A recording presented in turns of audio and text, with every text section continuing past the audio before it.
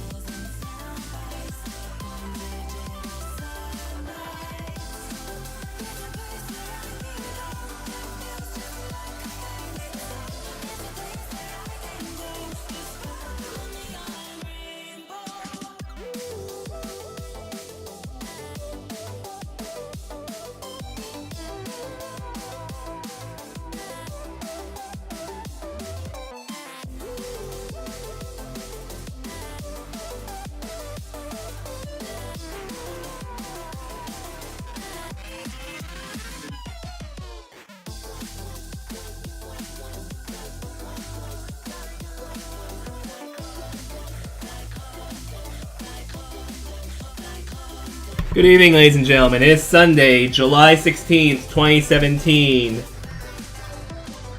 Let's get started. Let's get started. Okay. So what we were working on last time was walls for around the castle. We had something we thought looked good. We didn't map it yet. Alright, I need to open the solution. For some reason, it doesn't show my resources anymore.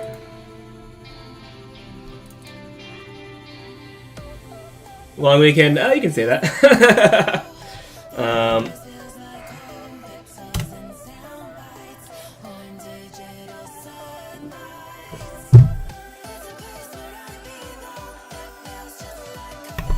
You'll need to hear that.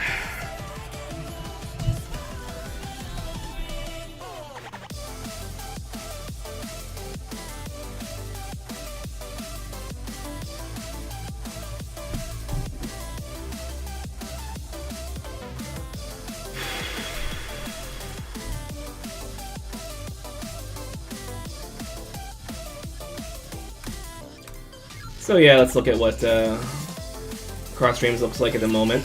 It's been a while for people.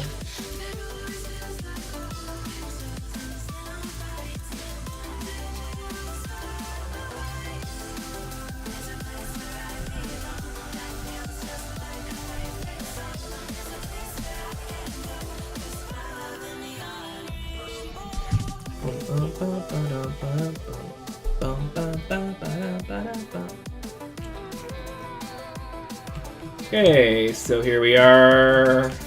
Here's the stable. I need to do better lighting on this. Fountain. The weather vane that doesn't spin but might eventually, which would drive the wind direction of the fountains and the waterfalls. If I, bother doing that, might as well just bother adding a force to them, right? It's one variable I need to check for in an update loop.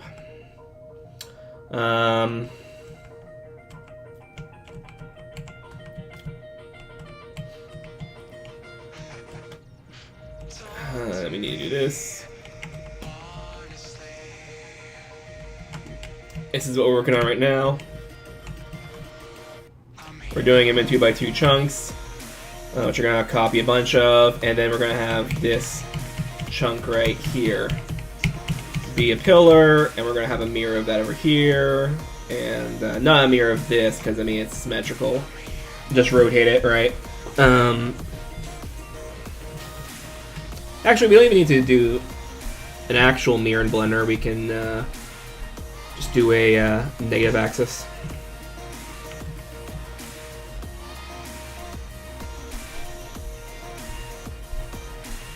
That should work fine even with our material.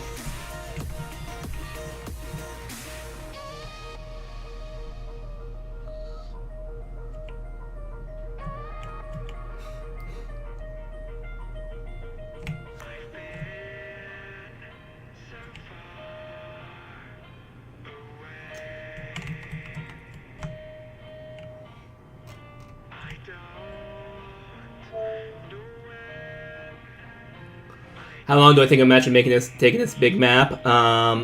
When we've been doing, because I've actually had a couple matches on this map with people we were playing with, it was about 1.5 to 2 hours. That might change with a move clock, though.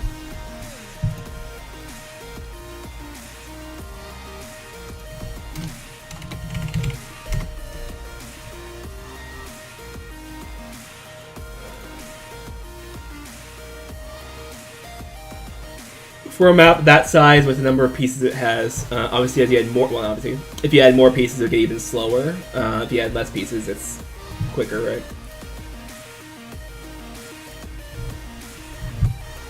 Environments. 2x2 wall, yay, this is what we were working on last time. You can kind of see how it looks here. I'm not going to bother doing the lighting profile for it because that messes with the coder, or the encoder. So we're just gonna do it like this. Oh.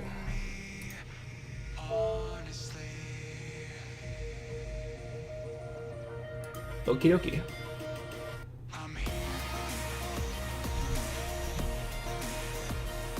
So more or less your average StarCraft PvP. I'm actually not sure what the current metagame for PvP is these days.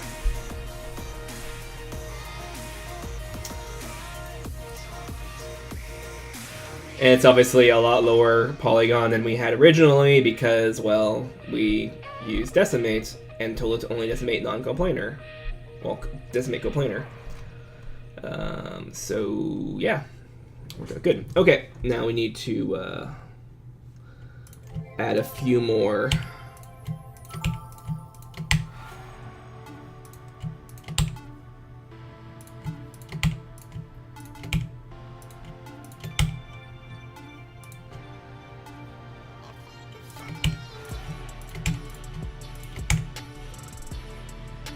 Whoops. We don't need to do that because thought I saw. No, it must have been one of the grid lines. I thought I just saw a vertex here that was not supposed to be here.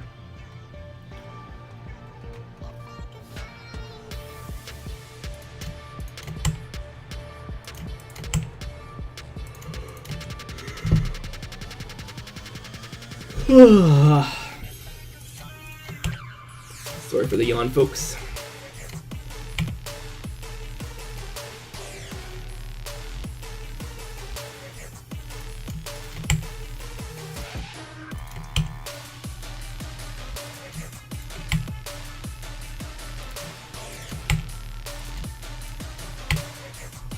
So let me see. 1, 2, 3, 4. 1, 2, 3, 4. 1, 2, 3, 4. 1, 2, 3. Oh, there's a problem. Whatever, I'll leave it like that.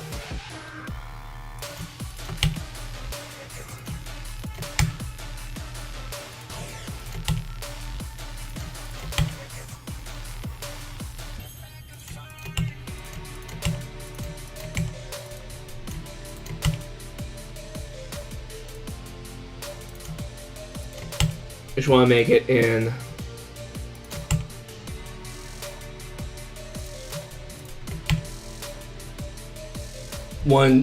two or three or four sided polygons. So that way it actually works with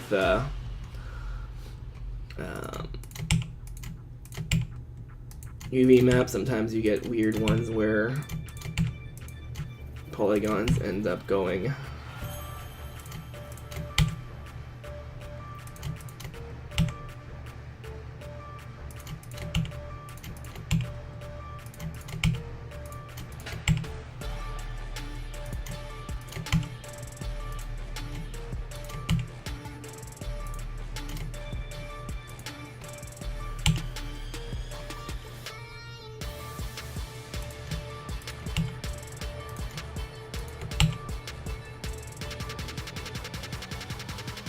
Going to be area 0, which means that the UV map's gonna be really ugly on it.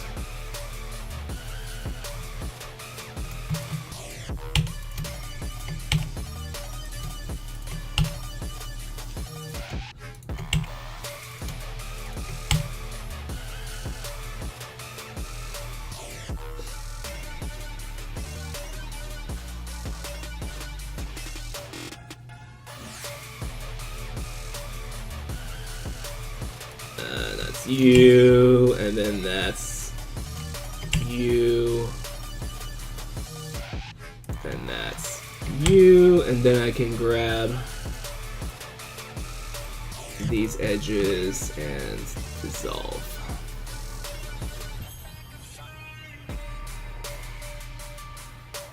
And that should work.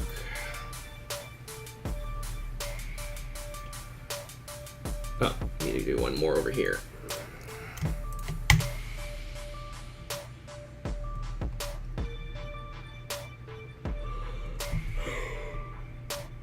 Oh.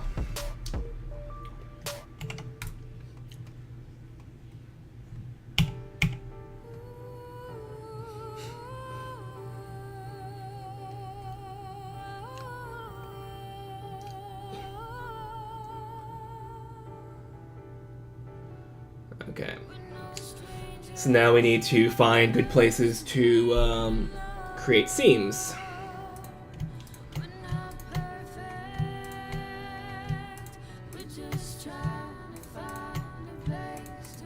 And frankly, I don't really care all that much. So we're just gonna kind of cut it up like this. Mark seam. And the bottom do the same. Bam, bam, bam, bam. Mark seam. Then you.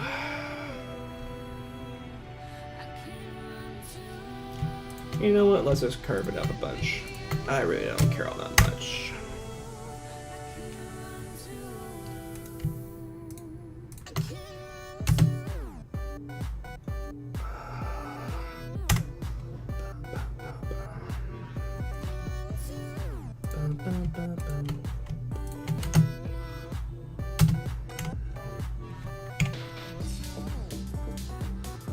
One fun little game might be seeing the messages that come up that I don't expect and figuring out what button I actually did press.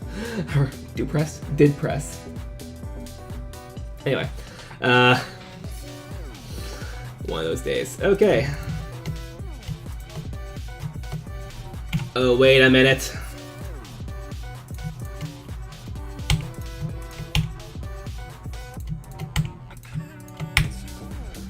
Almost let those get by without being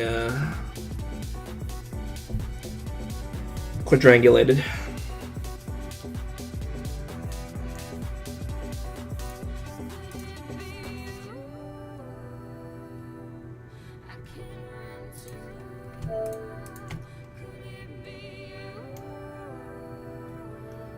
Those are decorative wall segments of the inner castle. They're gonna go.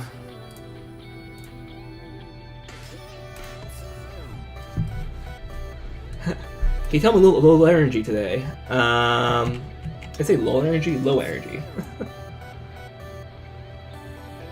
So it's going to be 4x4, 4x4, 4x4. They're going to stack perfectly up until around here. And then there's going to be this wall segment here. It's going to be the same over here as well. No for power-ups whenever I implement those. Which would be after the demo, probably. That would be special color tiles. So the tile material would change color. Maybe flash or something like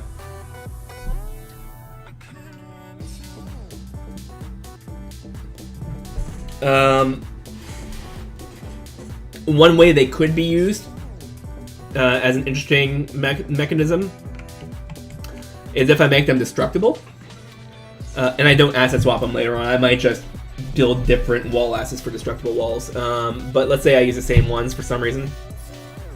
Then I might have a catapult somewhere that would launch in and start destroying wall segments. In which case that would kind of be a power-up, I guess. Not really. But something of...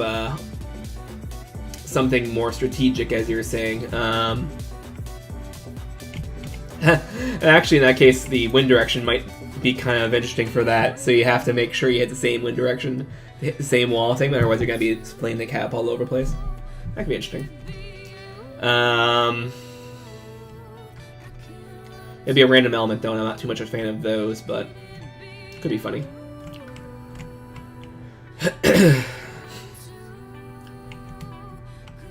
And I do the cathedral at some point too, and I don't know what I'm gonna do for that.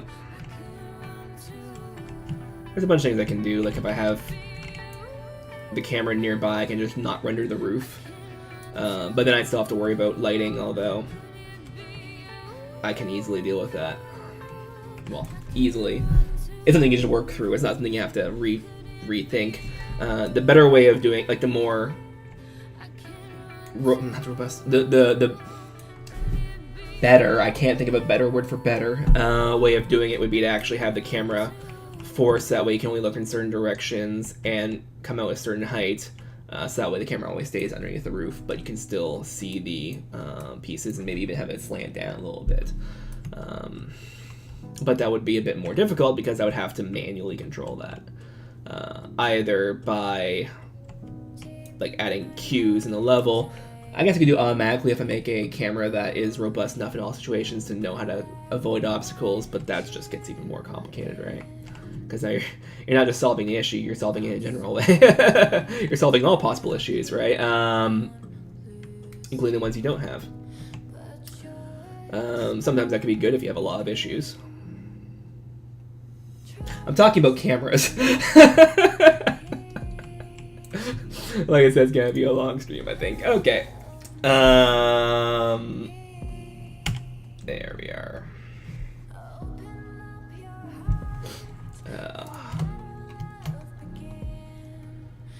Boom, boom, boom, boom, boom.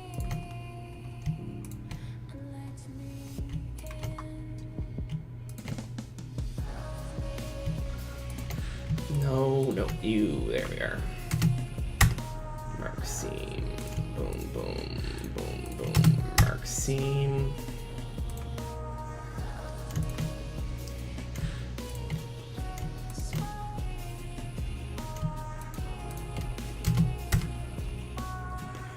So basically all the edges of that one. Now I can see why we didn't do it last time. These things take some time. I don't know why I deselected this when it was already an edge, a seam, because oh no, I remarked a seam. What do you do? Hey, welcome to the chat. Alyssa Baker. Alessa Baker. Yeah. We are making a... Oh, wait a minute. I need to add more edges. So we're making a video game.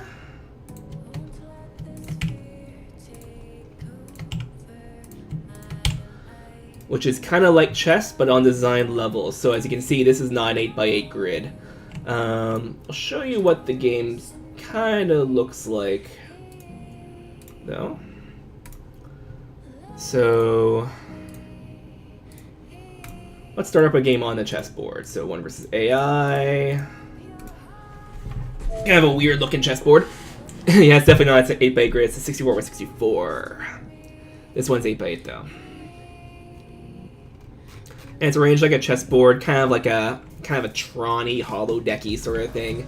And we just make our move. And it's not gonna give me the quick kill, but yeah, so we can move here, move there. But something's weird. We can actually move the pawns sideways. So the movement mechanics have changed slightly for the pawn. Because there is no forward direction on any given map necessarily.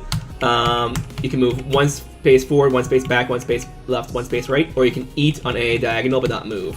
And you cannot eat Cartesian, you can only eat diagonal. Anyway. So yeah, let's say we, sacrifice our queen for whatever reason. Good. Anyway. The reason for that is because some maps are going to be different. In this case, Cross Streams is a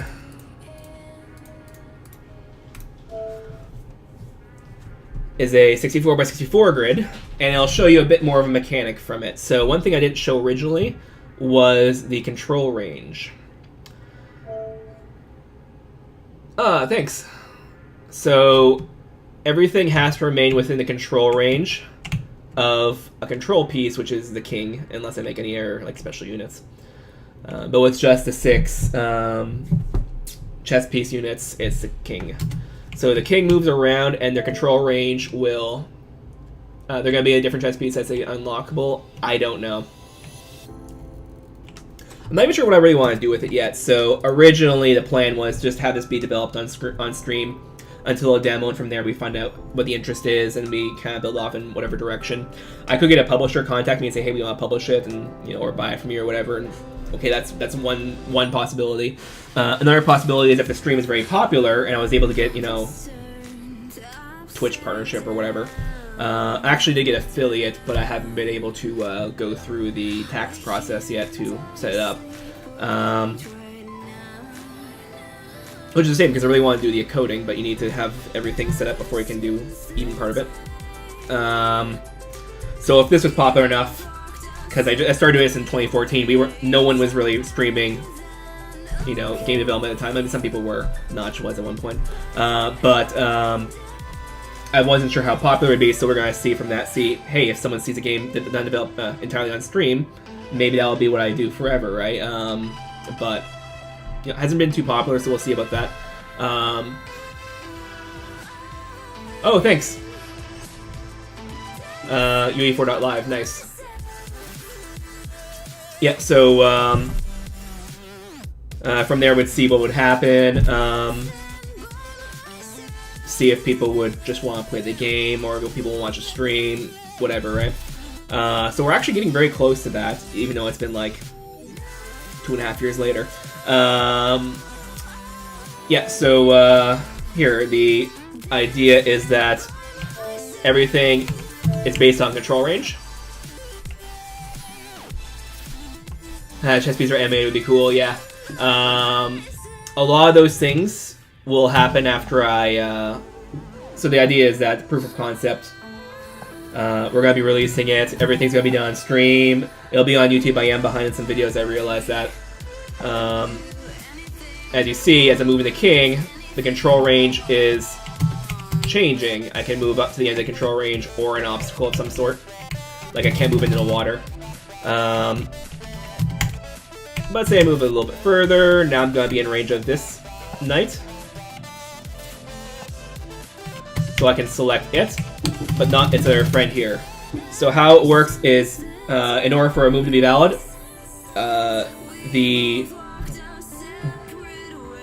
destination and the whatever the word, origin. So the origin and destination have to both be valid moves. So they have to be in range, they can't be disabled tiles, so forth, right?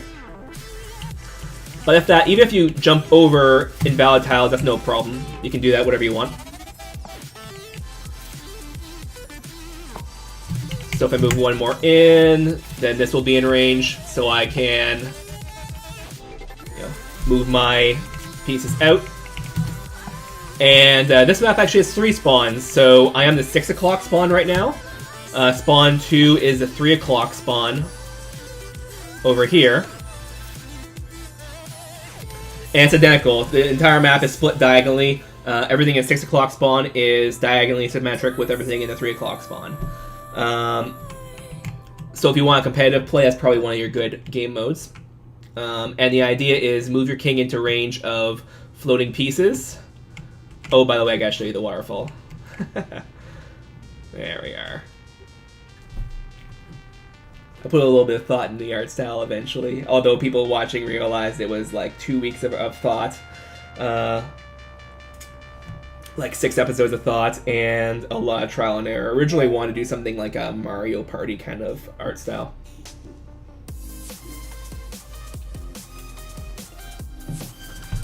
But when I started seeing it, well, when I started thinking of, it's actually Mirror's Edge art style. Not the main game, but the originals time trial mod slash thing. Kind of had this little thing where it's a bright white light above you and, you know, the course running through it. So I kind of imagined like a 3D dot game hero where this is a plate in kind of a virtual space where it kind of descends down. The UI is UMG for the time being, but I'm eventually going to probably make it, you know, actual 3D models floating in a vacuum of some sort, and you can manipulate it. So anyway, you float down, the tiles appear on top, and you play on the playable areas of that tile. So like, let's say you're in the menu, you would see the tiles flow in and out with like spawn points marked on them, and things like that. No, that's high detail, of course, because you can't fit an entire level in one draw call, right? But we'll see about how good that goes. I even want to actually do it in VR as well. Because one nice thing about VR is, well, you can imagine this actually being a floating plate. You're just kind of looking down around it, look up, whatever. I can't do that right now because, you know, this map has 9,000 draw calls of just the tiles alone, because 2 per trial. So this is actually fairly heavyweight in terms of draw call count, but you can drop that dramatically just by, you know, batching these into groups of like, you know, 4x4 or 8x4 or 8x8. And then having a, the shader separate each tile based on what the data should be. I just didn't do that because it's easier just to have each tile individually. But yeah, on an individual basis, oops. If I didn't hit escape, on an individual, let's do one versus, let's do FFA again. AI, Alice. I kind of want to have the AI have their own personality a little bit if I can ever get working like that. That'll be an after release thing. I tried doing it on stream, and it just wasn't good to do it in like 2-hour chunks, 3 days a week. But as you can see here, now let's hit console instead of escape this time. Let's use the FPS. So we're looking in debug game, 1080p. We're looking like, 90 to 100 FPS, even looking at the waterfall. And when we're in town, like 90 FPS. I can optimize that a little bit more. And also, when we were in debug game, it's probably going to be around like 150 FPS. So yeah, in game, using this, it'll like using the gamepad, mouse, keyboard controls. It'll be fairly low,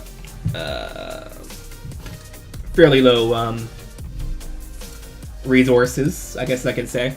But with VR, you can't tell, like you can't force people to not look at the entire level. So it'll take a lot more control over that, but we can just do that by, batching tiles together. And that's basically going to be all we need right now. That's the biggest chunk of performance coming out of it. And I think it'll also look a bit unique. It's kind of got the voxel vibe to it, but, does look a little bit different.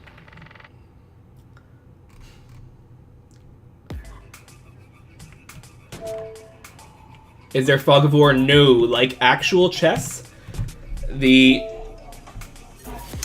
goal is not to hide information from the user, because you're not like, it's not like a build order. You're not building certain units and you're going to send them out against people. The units are on the map.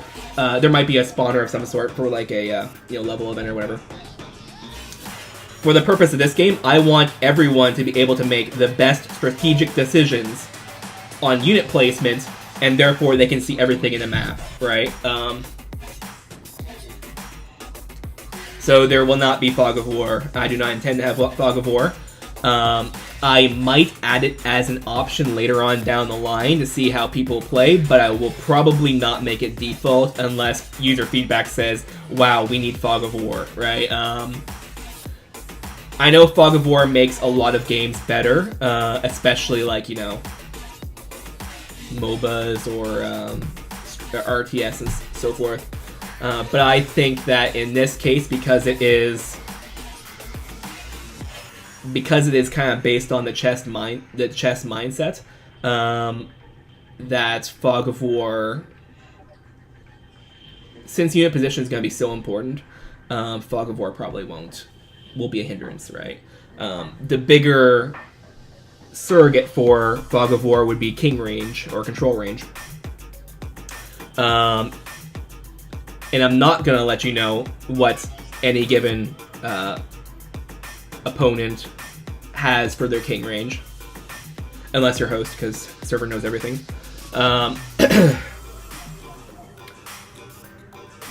Right now, I do replicate that, but I'm probably going to try not replicate that.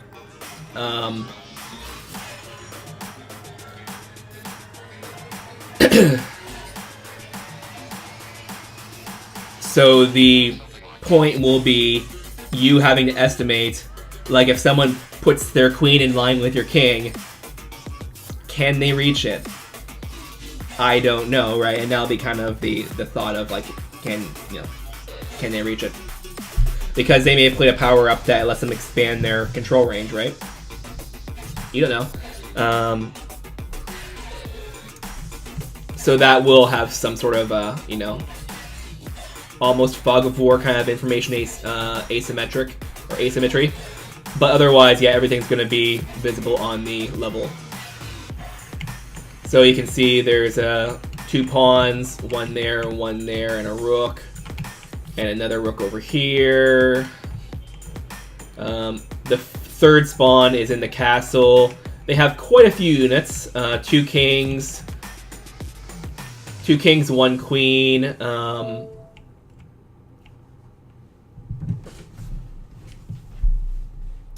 If check occurs, it's a zoom to the offending piece if it's not in the field of view of the offensive player to king.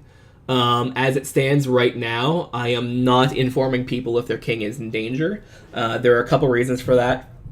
The main reason is, well, one of the main reasons is that there's multiple kings, possibly.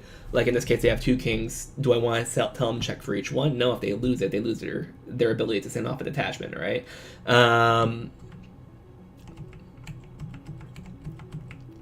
Yeah, that'll be something that's kind of going to be on the user to figure out.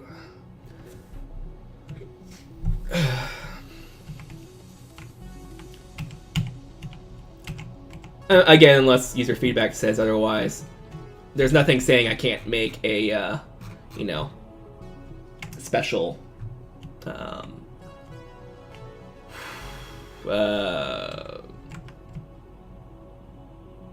know, a setting someone can set up for the round, right?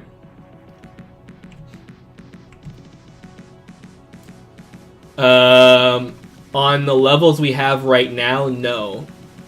Pieces will not respawn. If you pick them off, they're dead. That said, there is going to be intended multiple game modes. Battle here, capture the flag.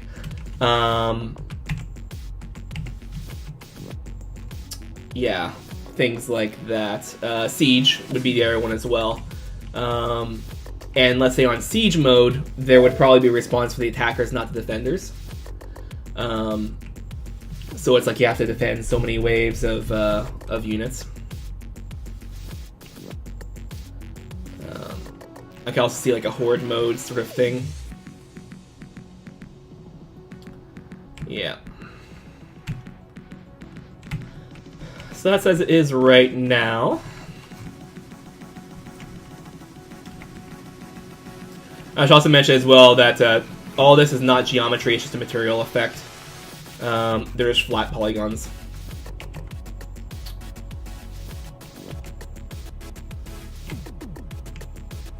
Okay, so let's get back to this and continue light mapping.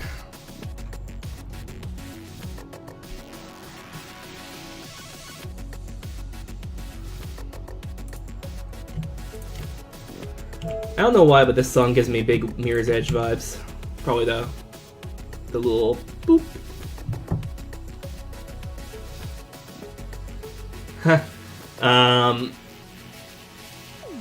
I can't speak for anyone. I would be interested in certain indie devs or AAA devs or whatever doing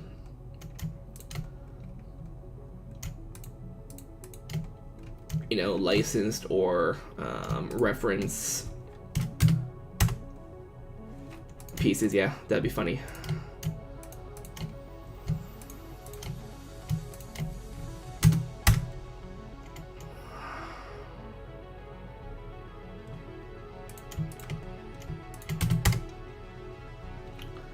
And let's grab you 2, split you 2 off.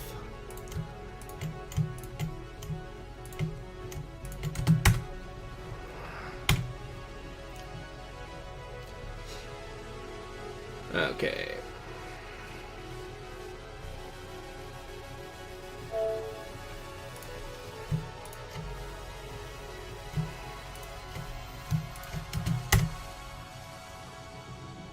This mall I'm currently working on is going to go right here. So 2, 2, 2, 2, and kind of be like a wall. Oh, there's also a third map I didn't show y'all yet. The idea behind this one is King's Court.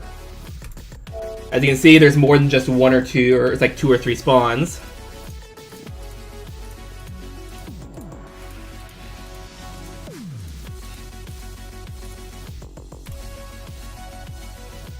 I didn't fix the geometry. Well, I didn't create decorations yet. That's gonna be done after cross streams.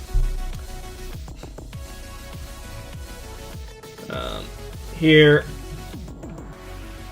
And the idea behind this map is that every 10 full turns, one row of the level disappears, and anything on it dies. Default values on these numerals, yeah.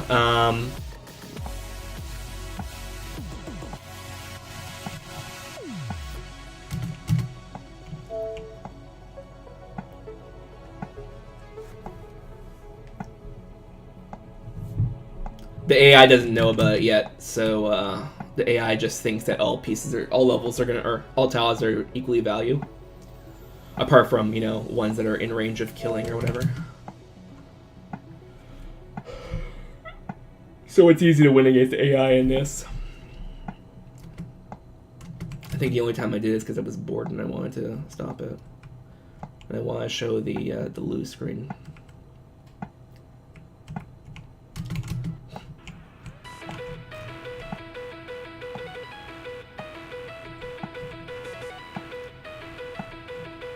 Black team looks like they're trying to lose. Same with red. Oh, black team moved. Oh.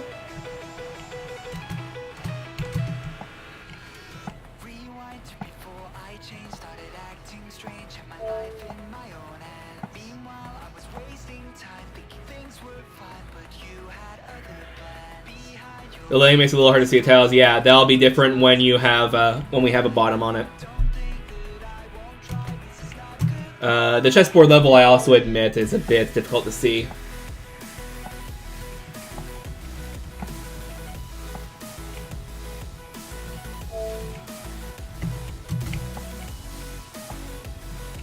This one should be the one where everyone dies. There we are. So now the level is slightly smaller.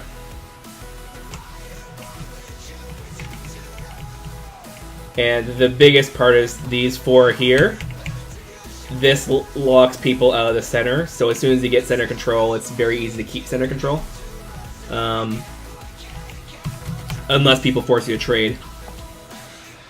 And the idea is that you can have spawns assigned however you want. So if you want to, you can have this spawn laid out where spawns 1 through 3 is on one player in Team 1. Spawns 5 through 7 are on player 2 on Team 2. And then spawn 4 could be on player 3 on Team 1.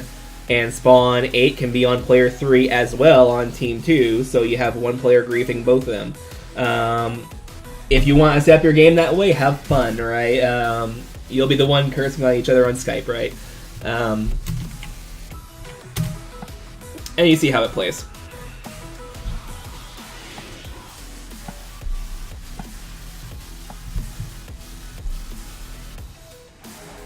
So I think you see how it would play.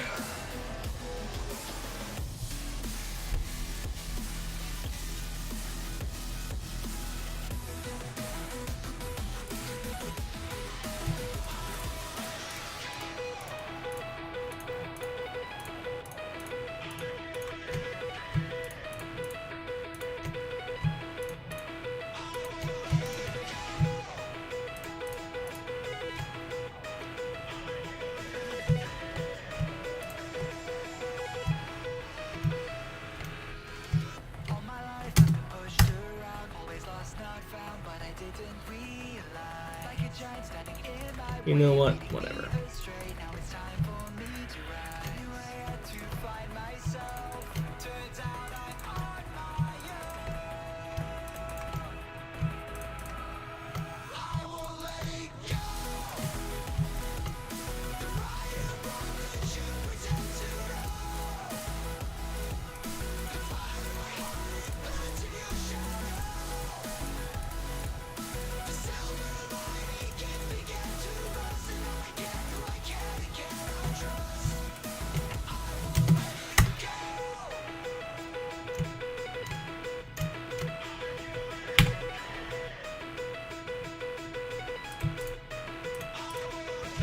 Come on.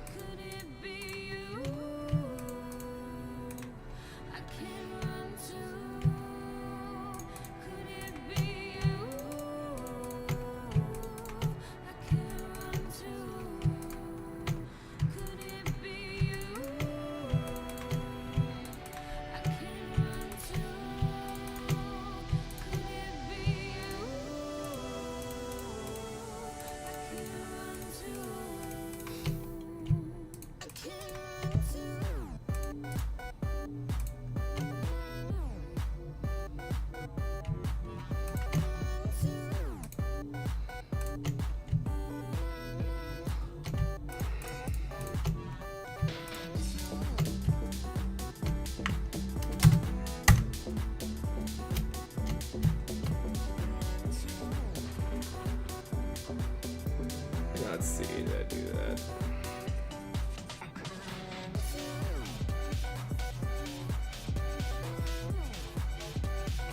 Oh, let me mark that as seen.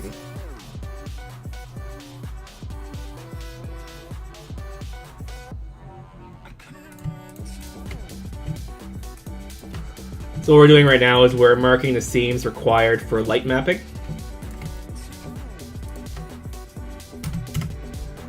So this will appear as a UV channel.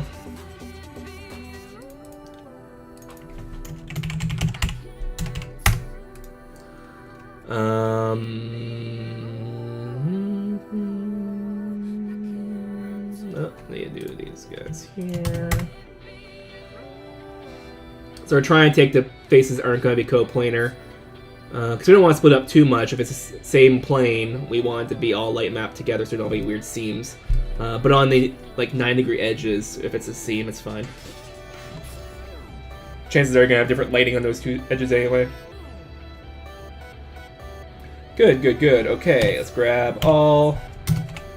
Looks like we're good. Let's do unwrap. Let's see if it works fine. Oh, we're getting some weird stretching here. What are you? Oh.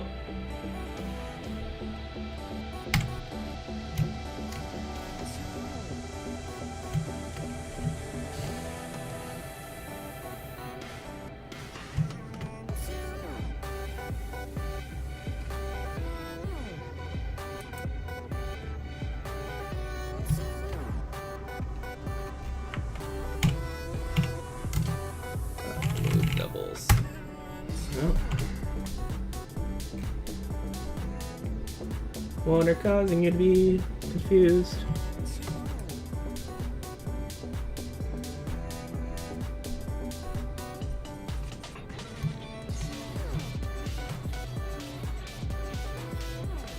I'm not seeing any issue.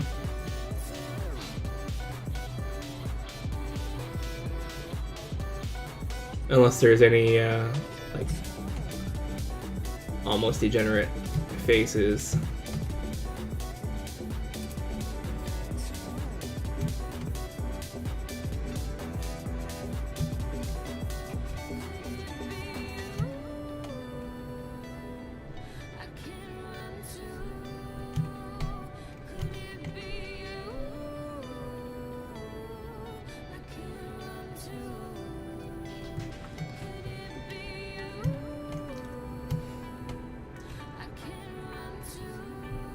You know what, let's try something else. UV.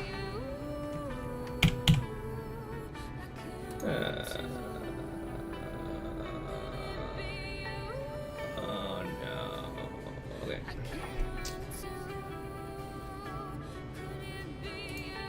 Oh, that's not good at all.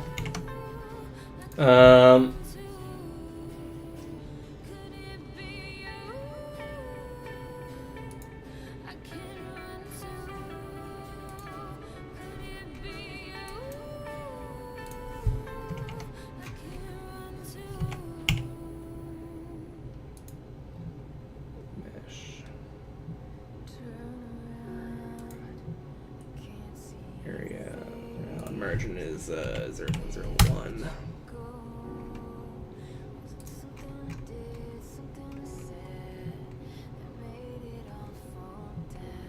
Let's see if this works.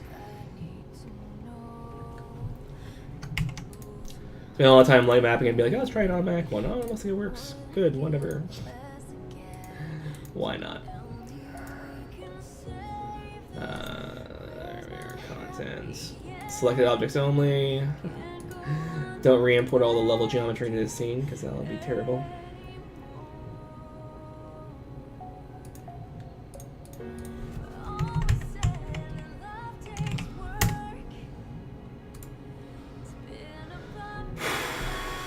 There we are. Now we're gonna import here. All.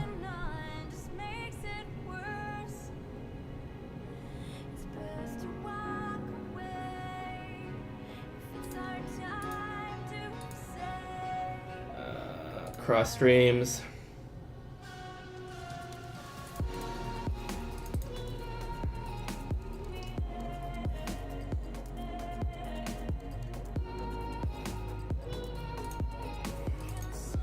So let's see over here.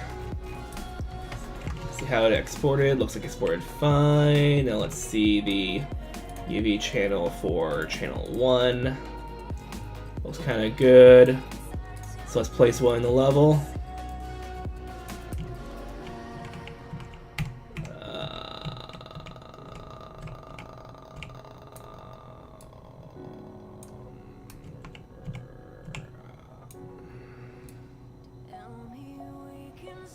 Oh no.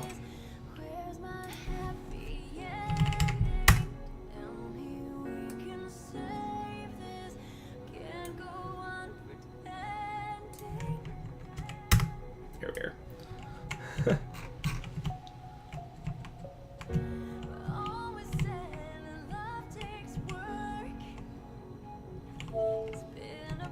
Looks like it's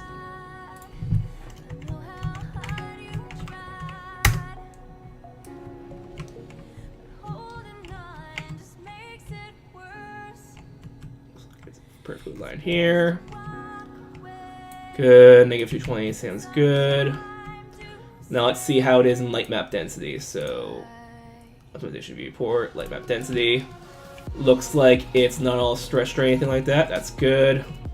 We obviously want a bit more light map resolution than 64x64, so let's do 128. That probably looks good and probably pretty similar to what we see over here.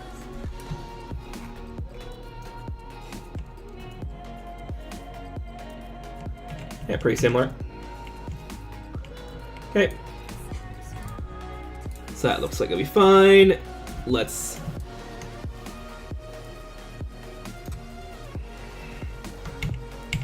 undo that.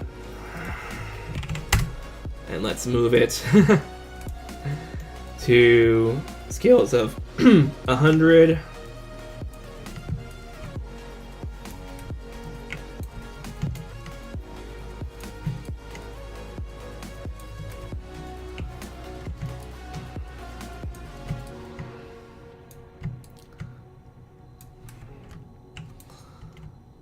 We don't need to do any more there, so we're gonna grab one more over here.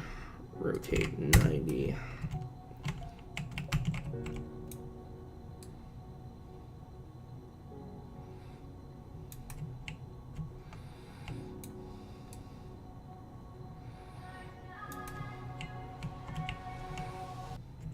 Good. Now let's grab you.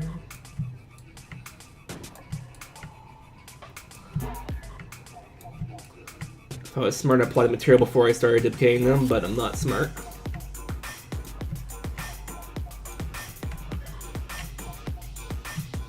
Here we are.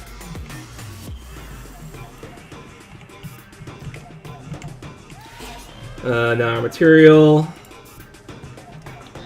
What size did we make it again? Was it 1 or 50? I think it's 50. Yeah, it's 50. Materials, cross streams.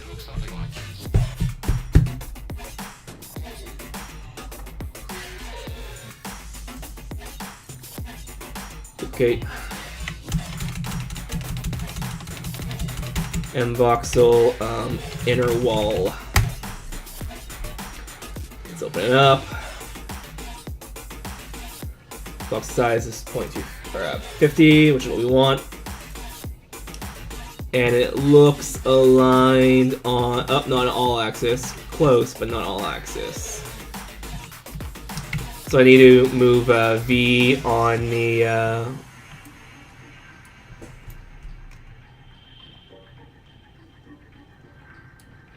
Z sides to 0.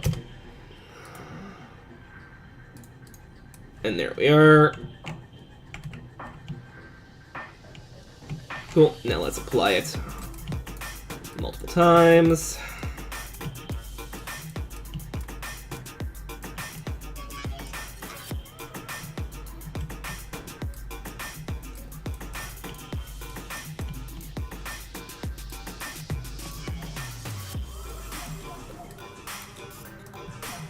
Okay.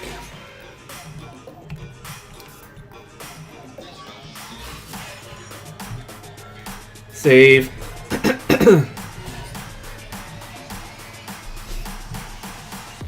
1 second.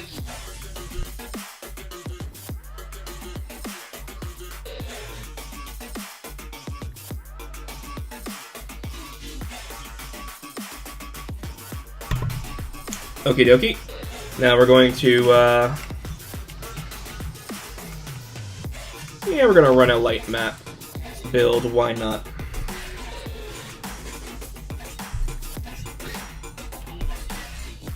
So all we have left to do are pillar. This is gonna be mostly courtyard. It's gonna be a bit of a castle sticking out here. Probably just castle opening. And then here we're gonna have the cathedral. This is gonna be the real scary one. Basically, like, there's a saw that kind of cut the level here, and there, and there, and there. And you may think, why can't, they just keep playing so that, they're over here? Well, for some reason, that wasn't part of the battlefield.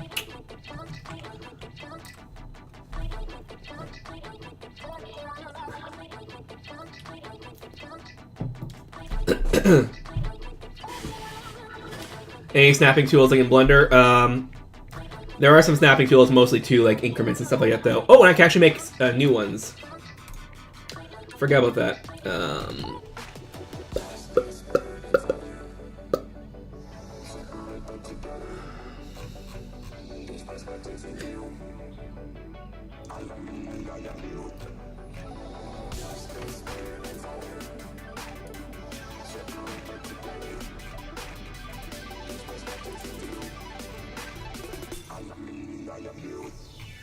Oh, where was that again?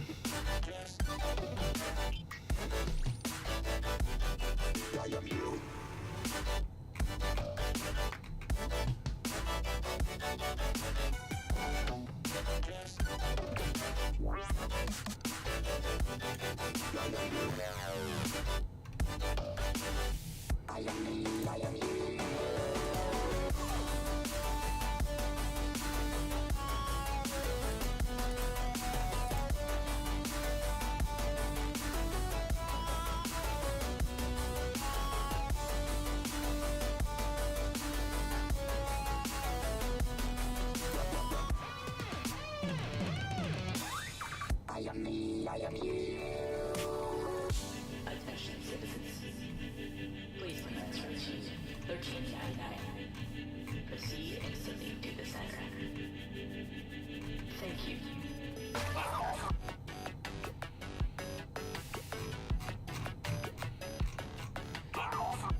Was it an engine settings? I thought it was an editor settings.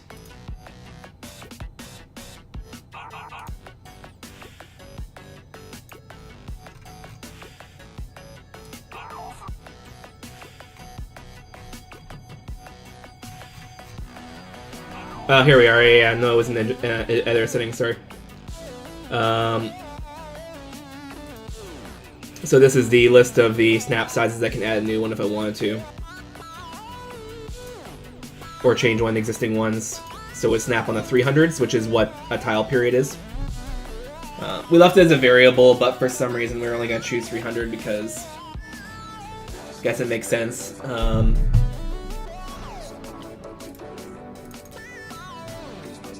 Anyways, use Unreal Engine 4 probably is familiar with this light map build setting thingy.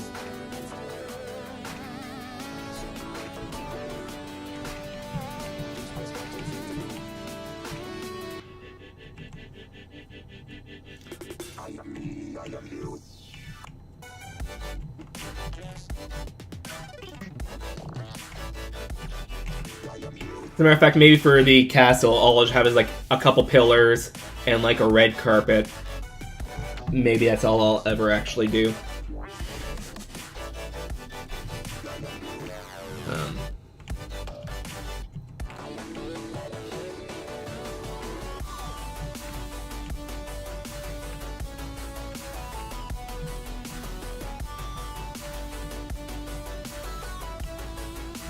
That's for Cathedral, though. I don't know. That's gonna be a hard one.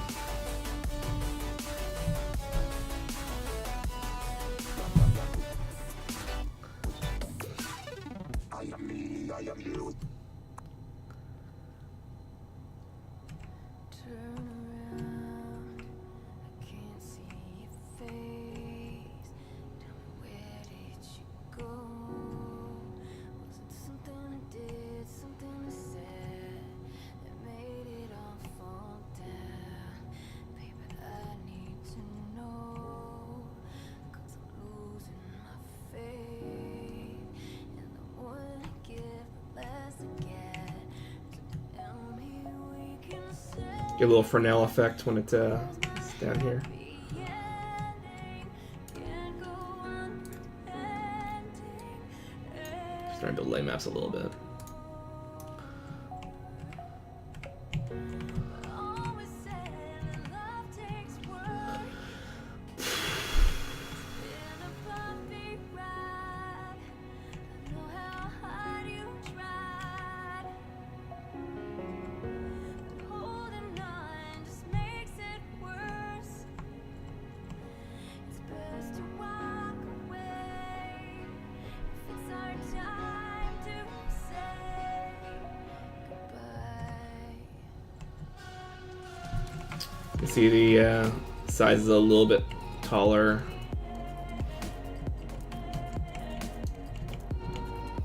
For the inner wall. Not much taller though. Kind of looks like I want to have something on the top there, but nah.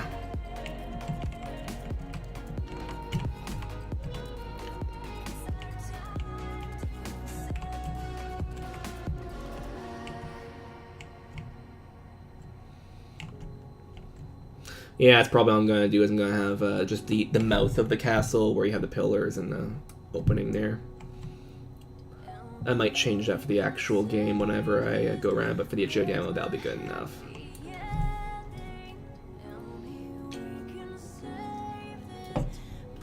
I'm not going to reuse these. I'm going to make probably a new one. It'll probably look very similar to this, but yeah. Always said love takes work. It's been a bumpy ride. I know how hard you tried. But holding on just makes it worse. It's best to walk away. And then have a little, you know, like a red carpet sort of thing coming up. Well, no red carpet there, maybe like a path this way.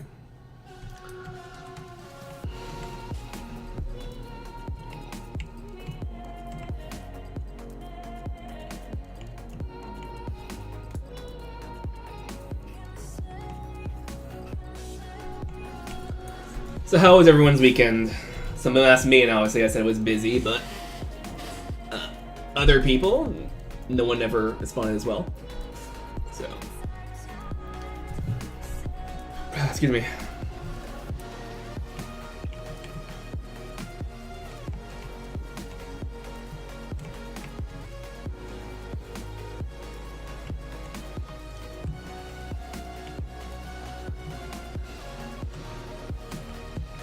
You'll have a lot of character.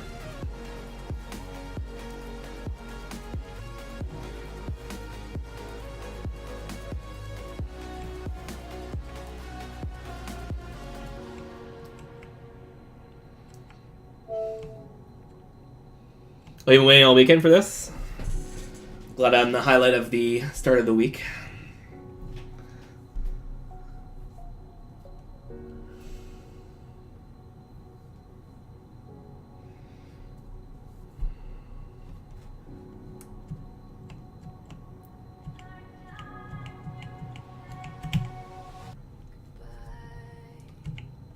Look out of the window with all my heart, but I'll find love in the same soul and fall apart. Maybe we can be something new. Are you ready for us? 'Cause I'm ready for you. Are you ready for us? We can be something new. Are you ready for us? 'Cause I'm ready for you. Are you ready? Any reason for Elijah low energy? Yeah, a couple reasons. I was up pretty late last night doing a bit of work. It wasn't that it took me a while. I actually only started it last night, but I started to finish it at the same time. But it was one of those ones where you know, time to go to bed. I'm so close, right? And you just keep working and working until it's done. And without going into too much detail,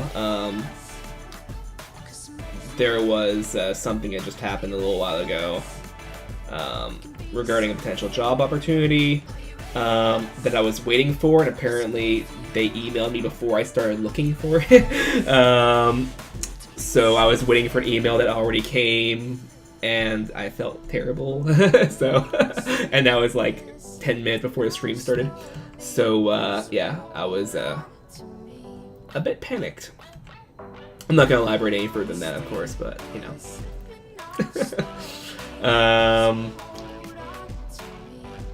Yeah.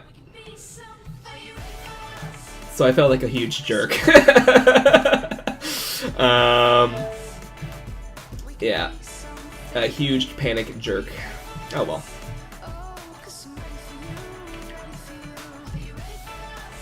My bad.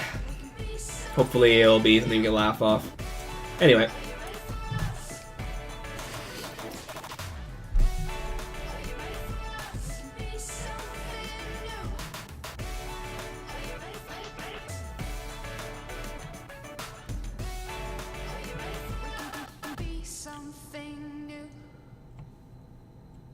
It was one of those things where someone sent the resume in for me because they knew the person.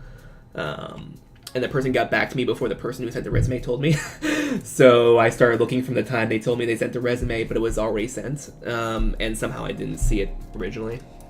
So I feel like a huge butthole right now.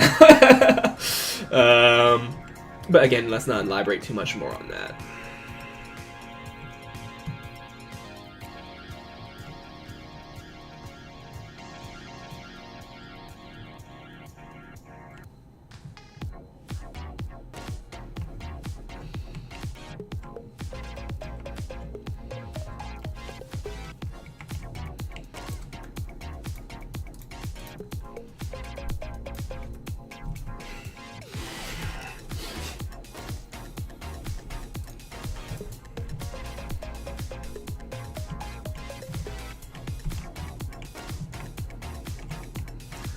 Regardless, it was my fault, so, you know, I should have noticed, I mean.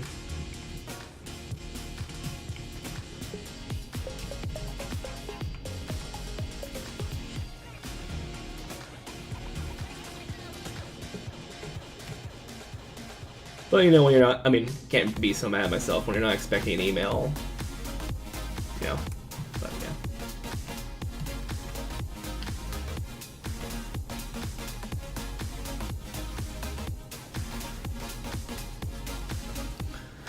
It is what it is. Anyway, yeah.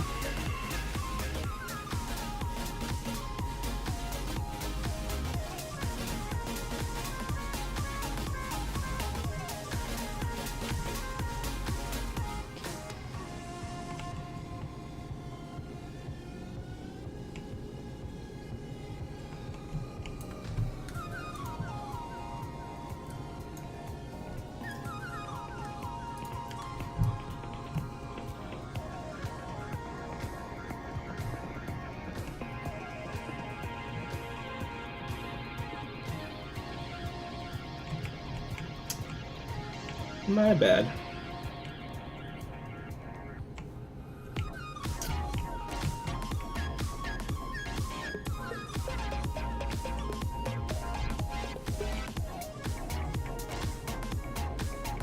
But yeah, the other thing was as interesting as a little physics demo.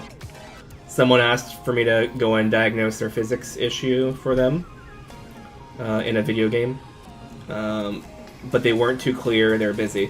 They weren't too clear on what the issue was, so I'm trying to be like, so how do we fix it? Like, you know, what needs to be fixed? Like, what's the actual problem? And they're like, oh, show me a working solution. I'm like, okay, let's see what I can do, right? So I was doing that last night. It's kind of fun. It was making a chained like a rope sort of thing, but you know.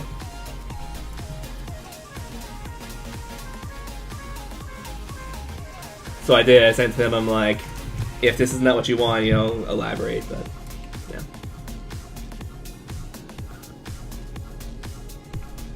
Honestly, part of the reason why I only started it yesterday. Steal its ideas? No.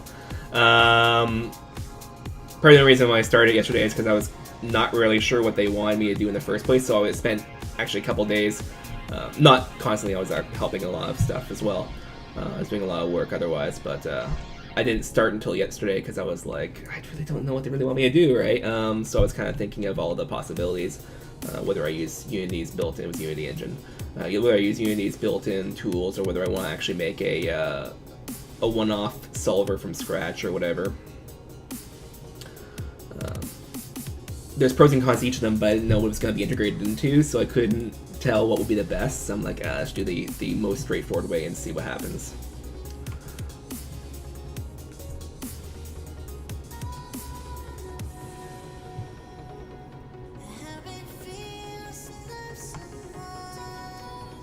But no, definitely not steal ideas. First off, it's not applicable to check it anyway. Or any other game idea. Well, actually, be applicable to some of the game ideas I had, but yeah.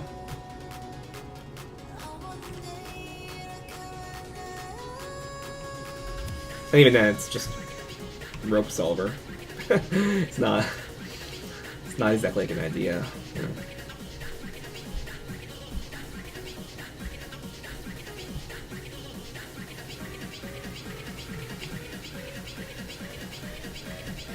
Come on.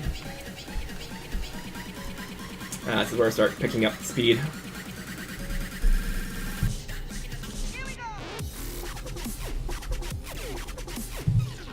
So we look at right now, and we do lighting only. You can see obviously a big difference in lighting between, you know, all these statically lit things and the new things here.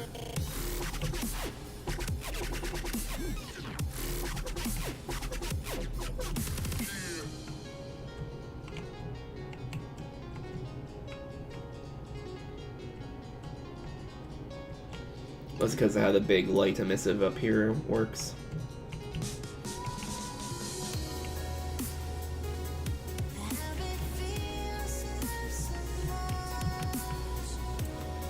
So we'll leave this here. I think we can probably leave it somewhat here so you can kind of see the bar fill up. I mean, even though you can read it down here. Oh, you can't. My webcam's in the way because I moved it down for the frame rate counter. Hey, sweet Henrik. Not a whole lot.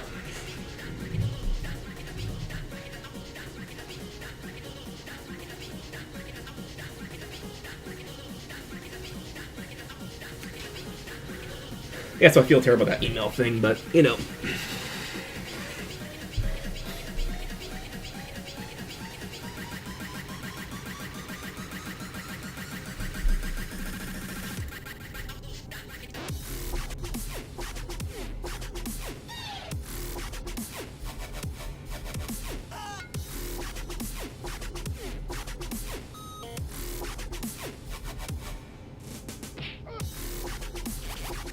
We're gonna see it pop in. Not this, obviously, because this is gonna be dynamically lit. There we are. Whoa, that looks terrible! Whoa, that's atrocious. Yeah, it's even atrocious in this. What happened?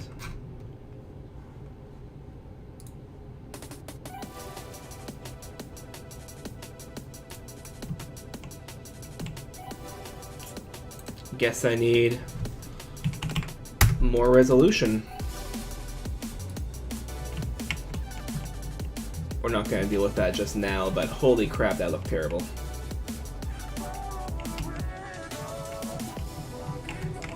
Actually.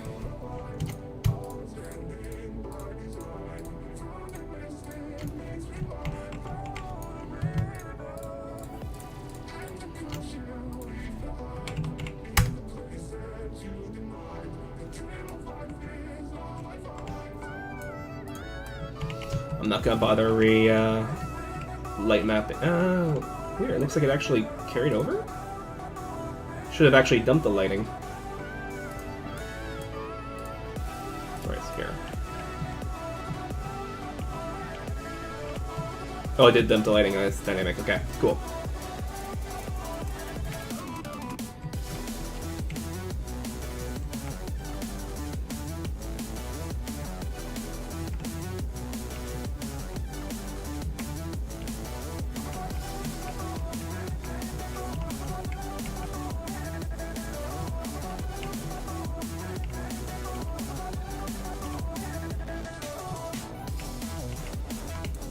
Let's see how the camera works going over it.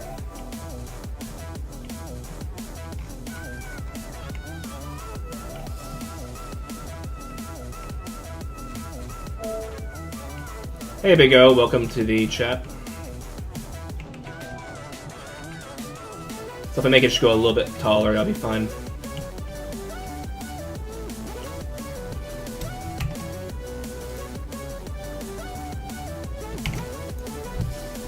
So save as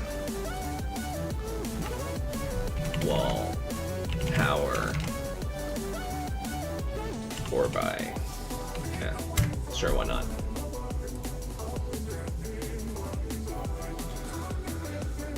Whew, okay, right. So now we have to do a 4x3, where it's gonna be 2x2, 2x1 to 3x3. So add mesh cube. 3x3 would be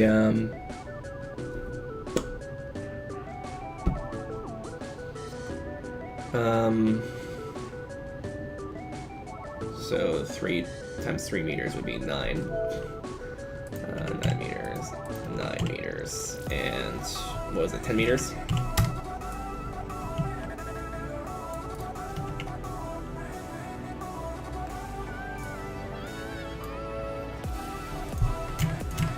That's about right. No Game of Thrones fans here, or everyone has DVR. Not here, no.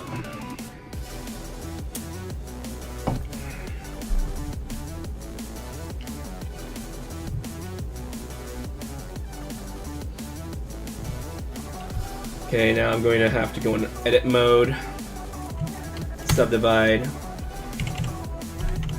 these here, move this in line there, then move it over 3 meters.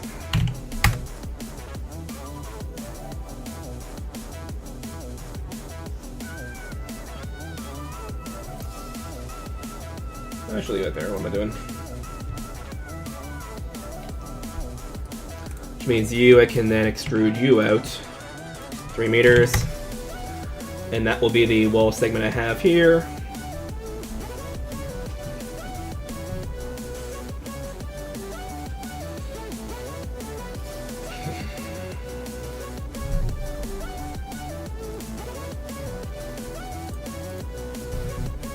This is kind of the idea for the voxel, where it came from. Super Scope 6 of all games. By the way, anyone in the chat room, has anyone ever actually played this game besides me? The Super Scope 6 with like the bazooka from the Super Nintendo?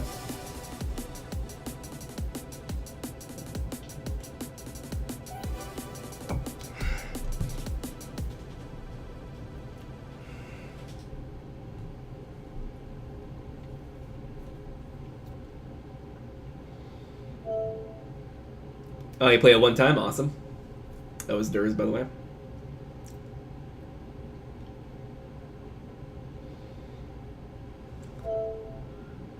Not much in the game's cool. So what are you into, Big O? This is what Check It used to look like in our old art style.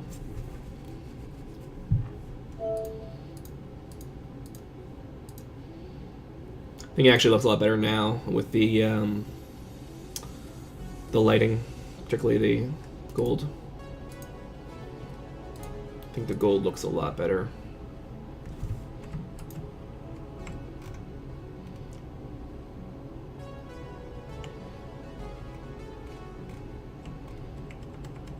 A little shine again.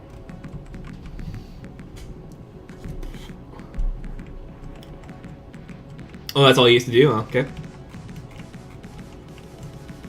Well, Super Scope 6 is not exactly a new game. Came out like what, 1994? It's kind of a ballpark guess, but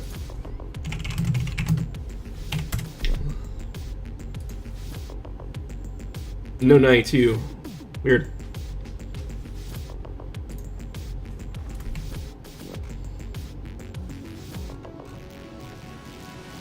Maybe a bit right. Yeah.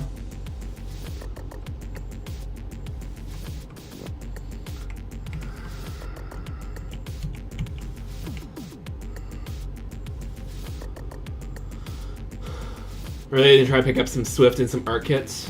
See what the hype is about. Nice.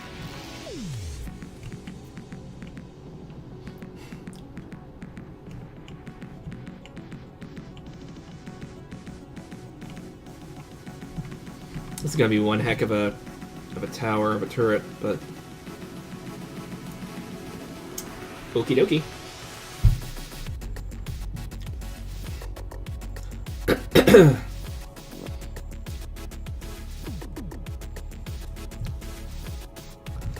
Okay, so I'm probably gonna cut in one notch here and here.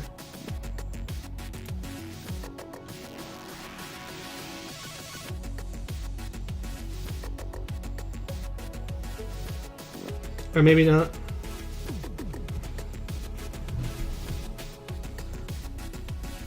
Ugh. Kamash? I've seen it and never played it. Let's see here. It's like a helicopter game, something like that.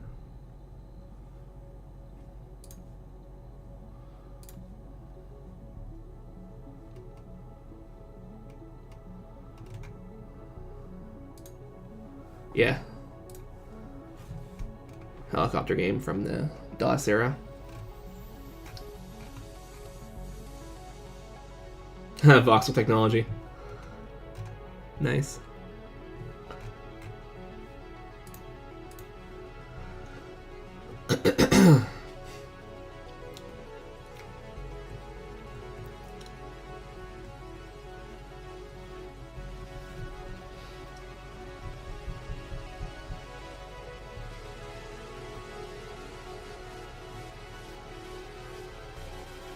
Yeah, I think I'm gonna do that. Okay. I don't really want to. There. So I'm gonna have it cut in.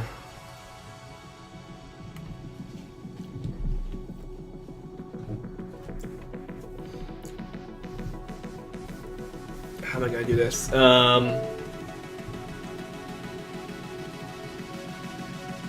Online multiplayer mission there is nice.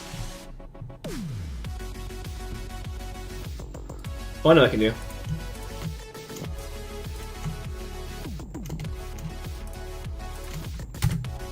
Subdivide.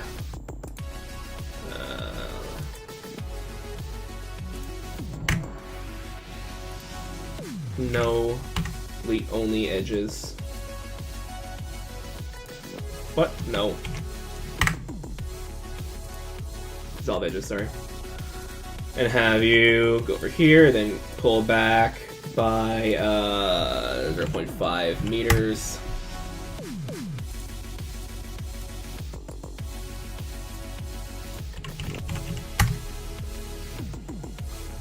Okay, let's have you go back negative 0.5 meters. We're gonna subdivide you and subdivide you, have you be lined up with that, and you line up with that. So on the y-axis, line up here, on the x-axis, line up there, and now we have these little notches. Okay. Now we can go and grab you here, grab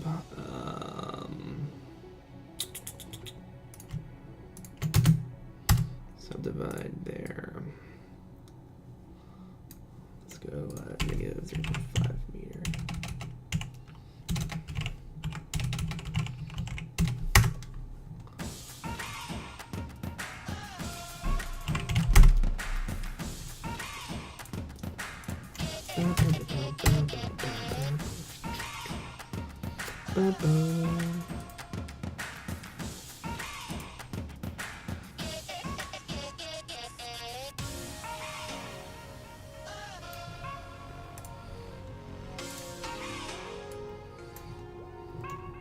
Should I even need that? No, I don't.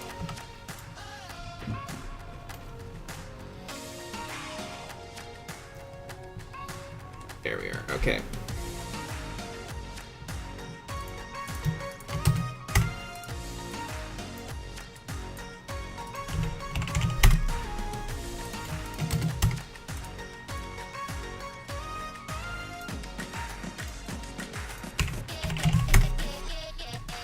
So now we're gonna have you come back.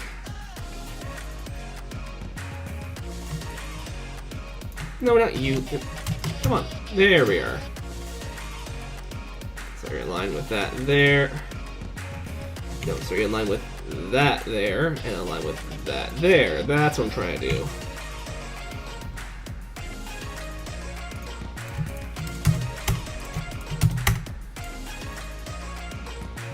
There, come back 50 centimeters.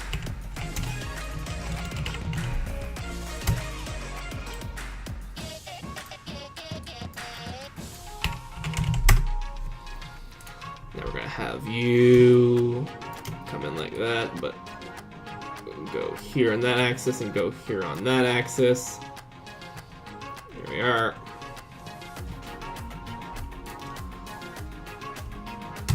Subdivide, no, not you. Subdivide you, and subdivide you. Come on, you.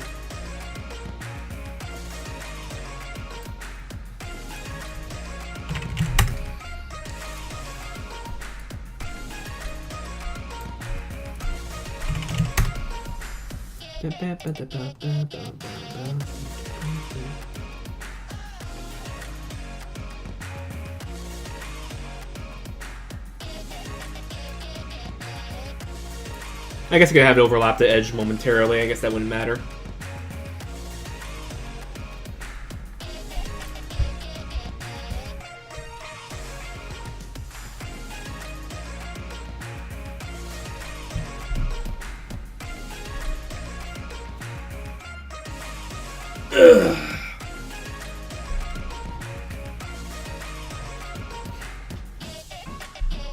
Probably what I want to do is I want to have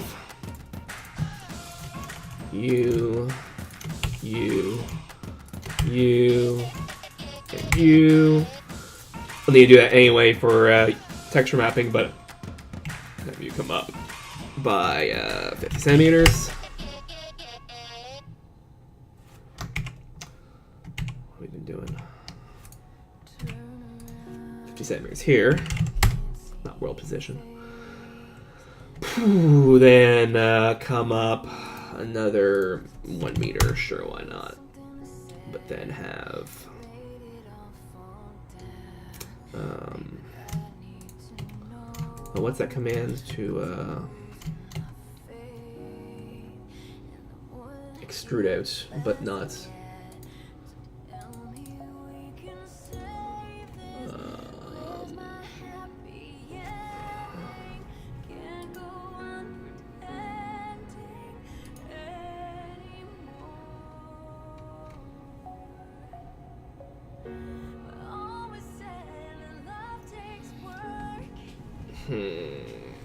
you know what?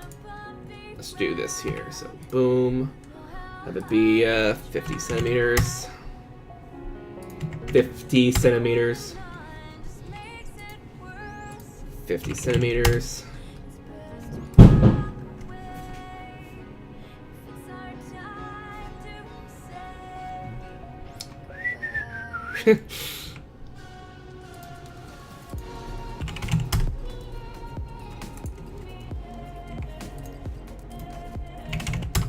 Actually, I'm gonna go check on that. 1 second.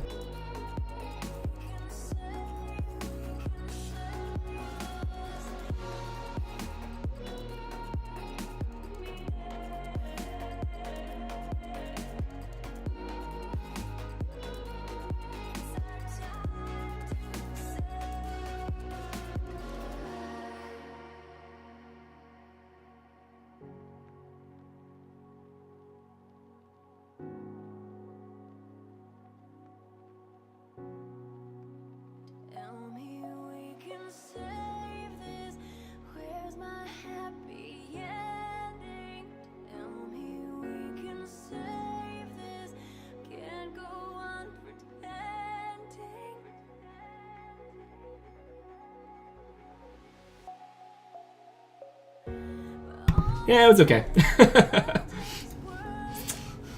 Thought I'd make sure, but yeah.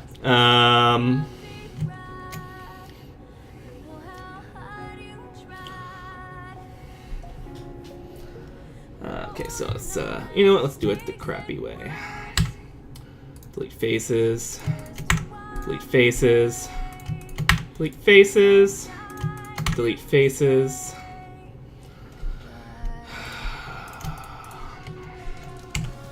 Face. What? No. No, no. There we are. Face.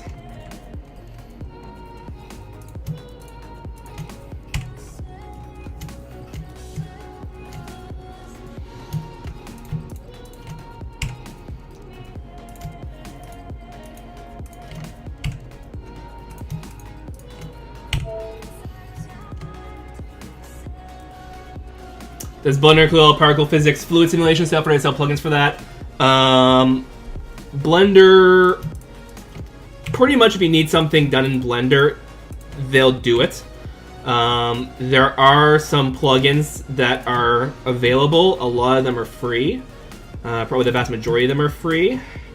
But I do know of a couple of situations where plugins are sold. That being said, the built-in particle simulation for Blender is pretty good, so basically free. There might be a couple exceptions, though. Blender certainly doesn't want to prevent people from selling their own plugins, especially if it's something like, you know, integrations for some, you know, other engine or something like that. In a lot of cases, they actually get the developer to sponsor plugin integration and also control development of it.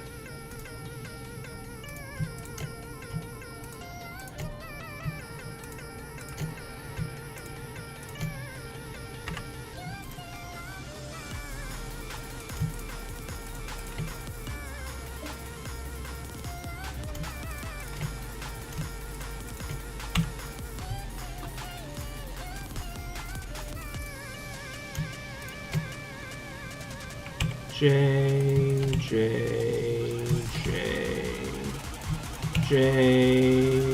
grab, dissolve.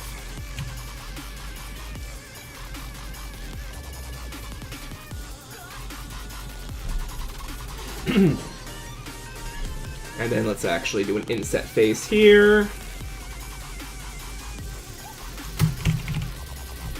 Oh, before we do that, we want to, nope, we don't want to play, we want to, there we are, reset scale. Location scale, sure, why not. And let's set location, why not too.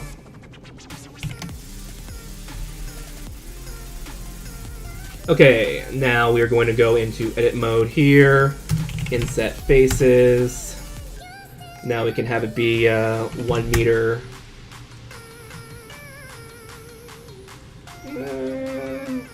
Yeah, 1 meter will be fine, sure, why not.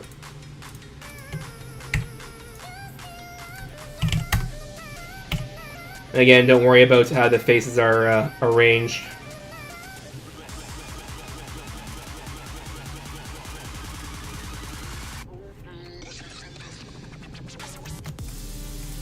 What am I doing? You, here, there we are. Dissolve edges. Don't worry how the edges are arranged. That has nothing to do with material. Material goes world coordinates. It doesn't consider those at all. And you know what? Let's say we're done.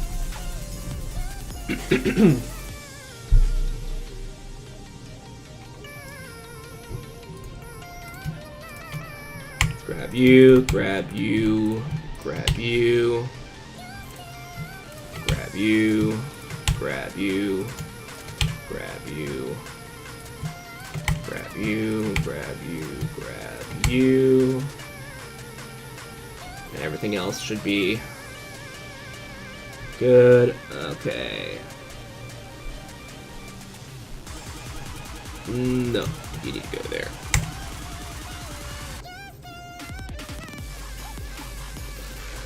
Okie dokie. I could get away with dissolving these edges here, but I'm not gonna bother. So let's go and select all edges. We're gonna just deselect some of these that are coplanar.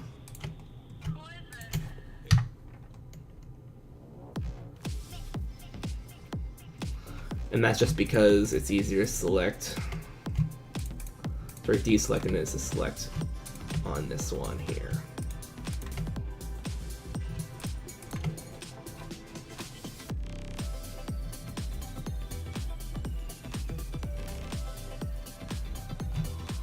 Here as well.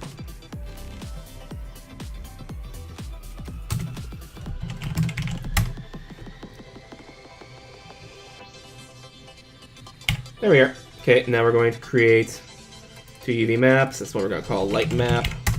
We're going to select all, unwrap, bam, 0.01, bam. There we are. Object mode, deselect, grab view, export, FBX, selected objects, bulb segment 2x2, tower.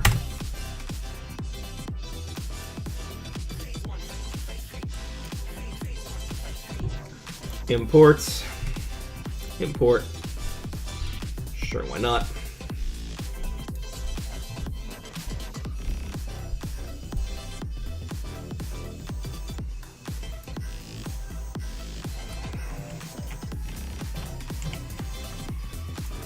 -20.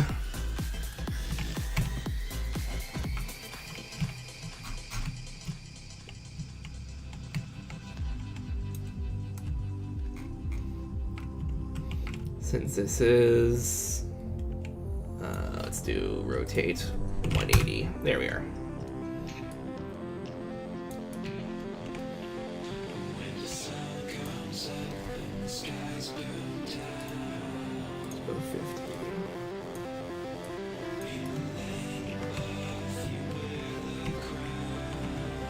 Oh, I forgot the holes there. No!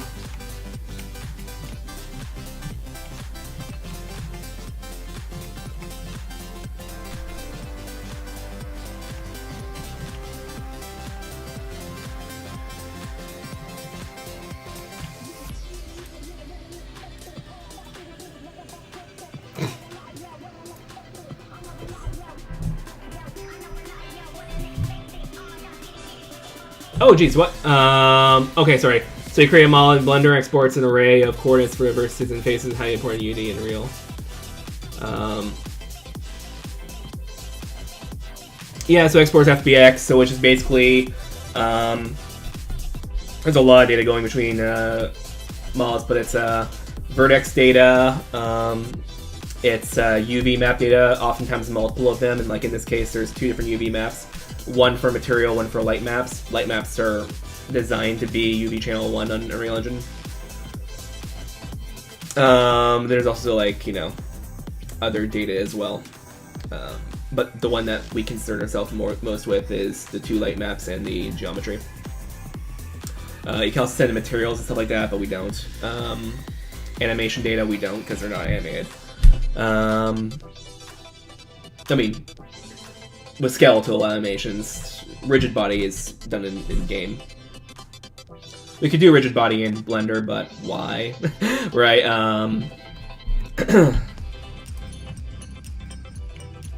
So yeah, I screwed up. I'm gonna need to have a little 50 by 50 chunk here.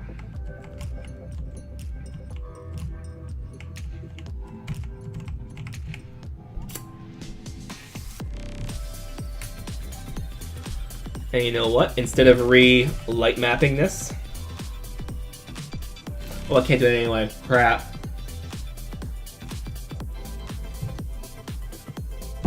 No, I'm gonna have to relight map it. I say instead of doing that, let's just add a cube there and have it be good, but then I have to relight map it. Actually, no, we can add a cube. Yeah, let's do that. Just add a cube, and then we'll mark all edges as light maps and just do it like that. There we are. So add a cube. Radius is 25 centimeters. And then, sure, whatever. We're gonna have it be move there. See your eyes in different faces. It's bugging me out. There we are. And then we're gonna duplicate over here. But we're gonna then grab it there.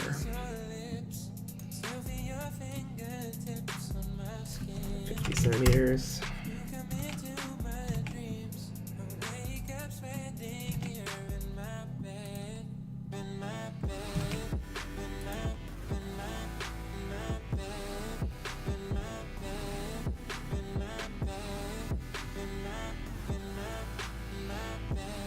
Sure, why not? Oh, and I gotta move it one over there as well.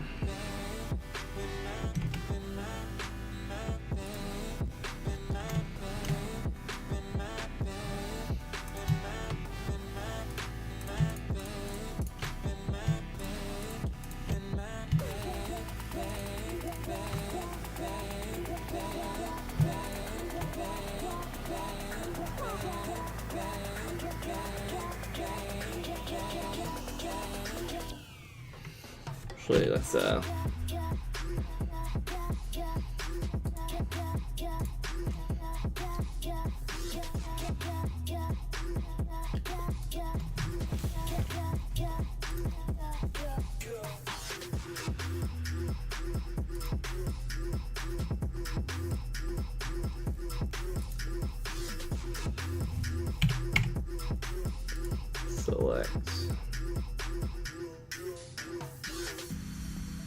See you smile on different faces.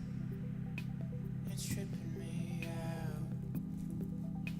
You ruined all the places where we went out. I can erase your lips, still feel your fingertips on my skin. Yes, I can. You come into my dreams and wake up sweating here in my bed. You know what? Let's just do it this way.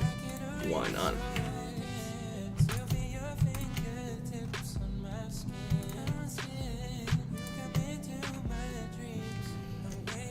There, mark seam.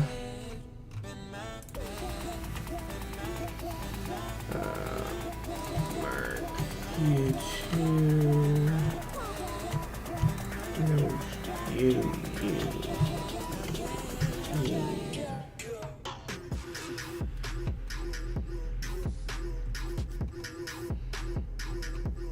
You know what? That's fine. It'll work.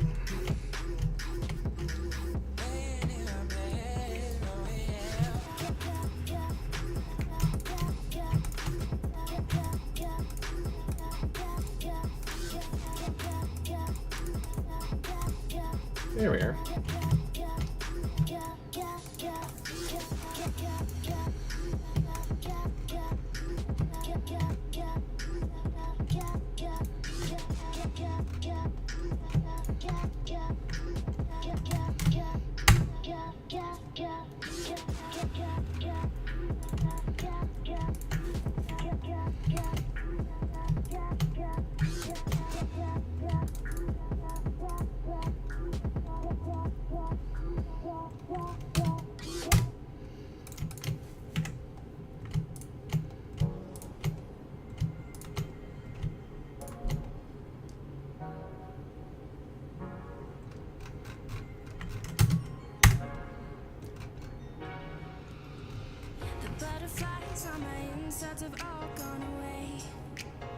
Still got one left, okay. You're not along for the danger, but I'm here to stay.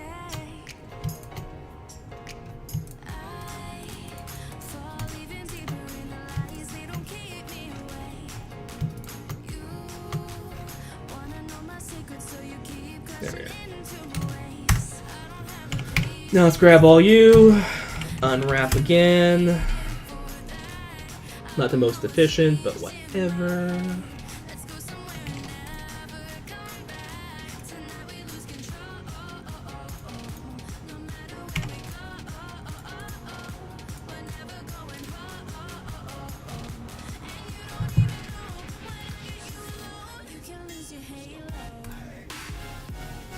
selected objects, good.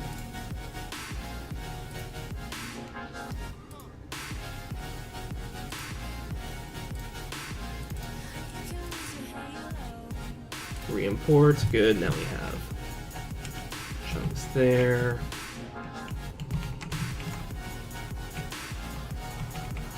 So now I can apply that material.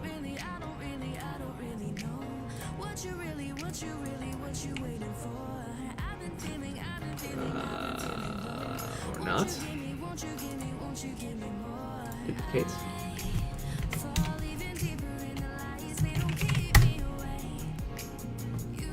And now let's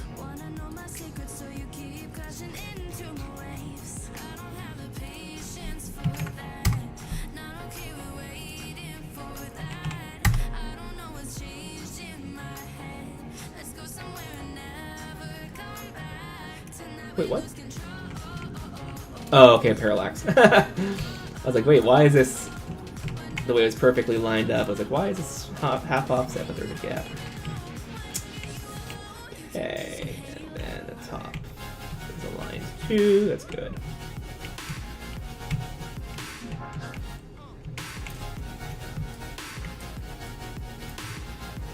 And then we're going to do a rotate of 90, is it? Yeah, then we're going to do a scale of negative x, no, negative y.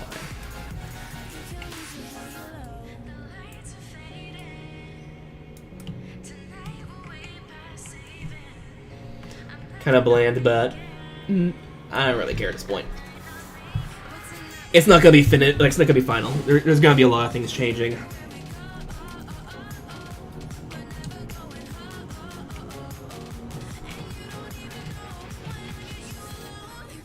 So let's see what the density is. Oh, we definitely need to increase that. 2236.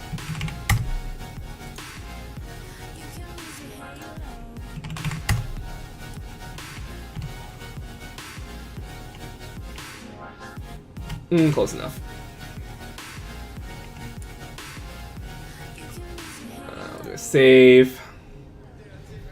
And then we're going to do a light map build even though we're past time. Stream runs long, it's fine. We'll probably quit earlier some other day. Even though we ended up not usually doing that and just end up running long anyway.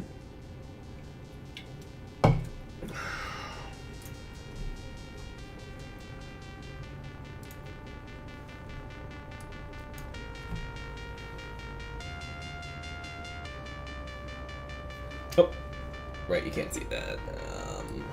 There we are. One error. Map needs lighting rebuilt. Thanks, Map Check, for telling me when I'm building lighting that I need to do it.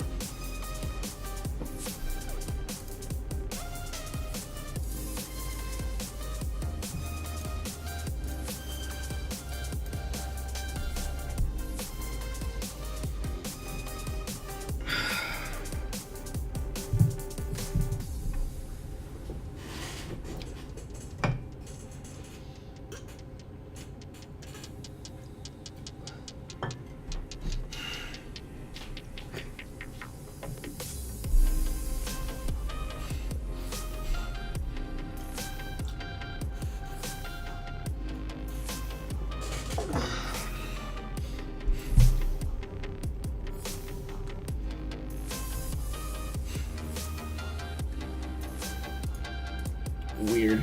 Oh, I can't because I'm building lighting, okay. I haven't seen it ever do that before. It looks like it's almost glitched out.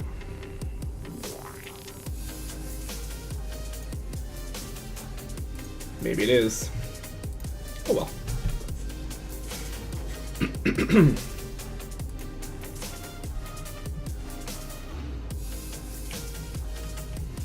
Let's count. So 1, 2, 3. Let's go 1.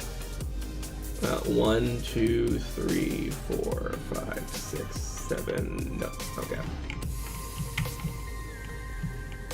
Or if I could actually make it so that way it would be even between, but nope.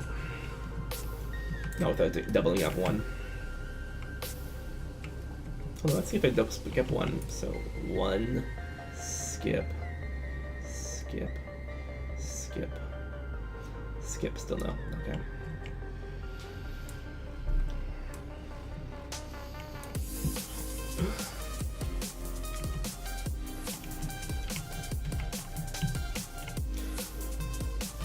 Part of me would actually want to make like a little stairwell spiral going down into a little cavern here, but like to make it look like it actually goes down, but maybe for the final game, right? Honestly, I want to change a lot more about this tower than just that, so it'd be kind of pointless.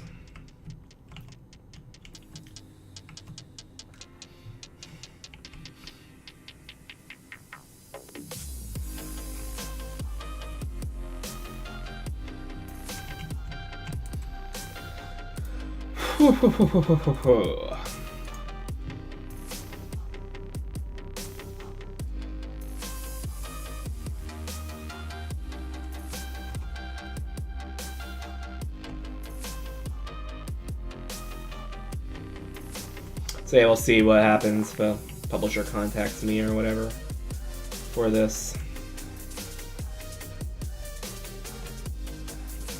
Okay. Should be like that, right? Yeah, okay. I thought for some reason I had a king and queen backwards. I want to make the king be corner side in both cases to have it be completely symmetric. Even though it wouldn't actually make any difference because queen or kings can move. You know, king moves there, king moves there. It's the same number of moves, right? Although I guess the queen would be, yeah, I guess.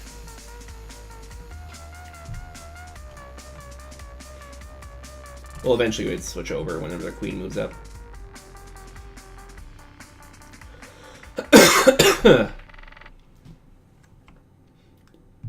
So you want to have it be as completely symmetric as possible. Speaking of low energy songs, or speaking of low energy, here's a song.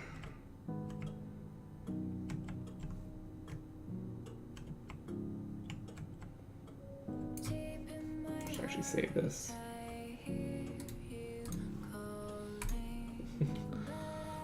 Which I should do from the actual dialogue box. It's on this monitor over here, right?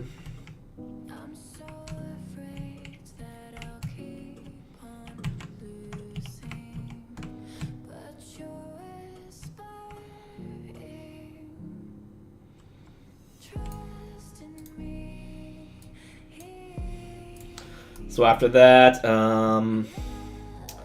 could be the cathedral, could be the castle, and also the roads and stuff leading up to the castle and the cathedral.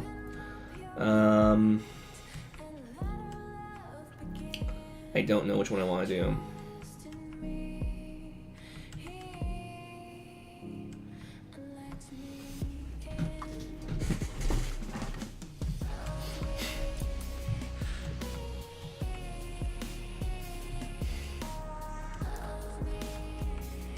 Yeah, I think probably would be best for this is if I do a full cathedral with a roof, and I have it be an editor lit properly and so forth, and have the pawn whenever it gets nearby the cathedral, within some trigger volume, have the roof come off.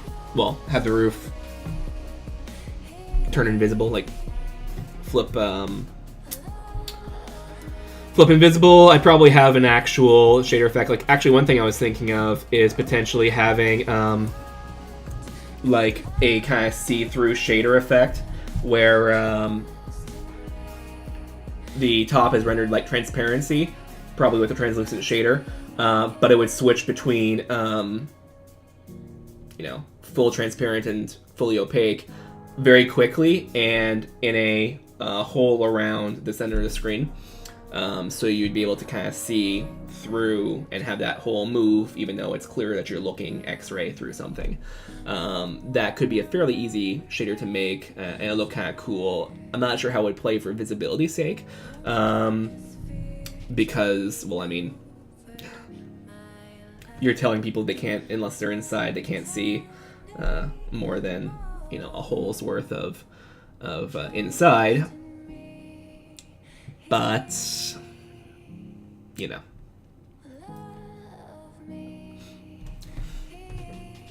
So any object with that material would be transparent, so it would look like, it would look like someone took an eraser to a picture and you saw the paper underneath, right?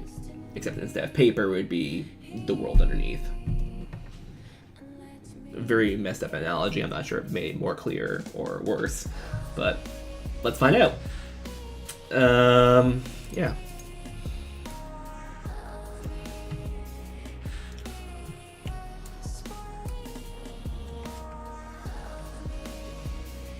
So yeah, you make a mesh with all its geometry detail, and you import it to Unreal Engine. It has a pivot point. That pivot point then aligns to actors. In Unity, it would be components, which would then align with the game objects it's associated with. Because a component just can't exist by itself. It has to be a component of something. Yeah. Anyway.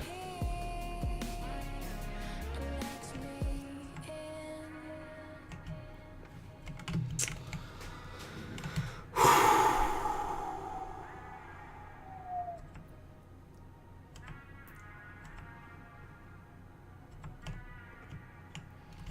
guess I probably want more detail for this, but I also want this level to come out. I want this game to ship. So, yeah.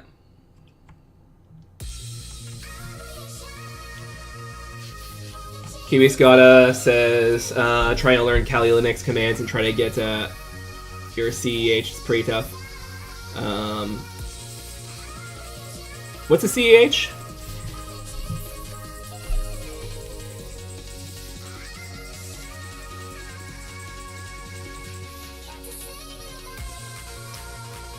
Might be something I heard of, but it's not ringing any bells, unfortunately.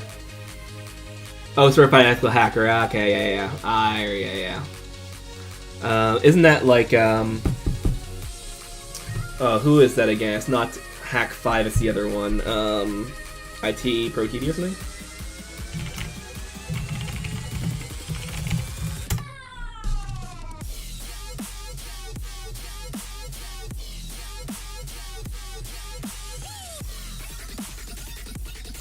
Oh no, it's actual government. Oh.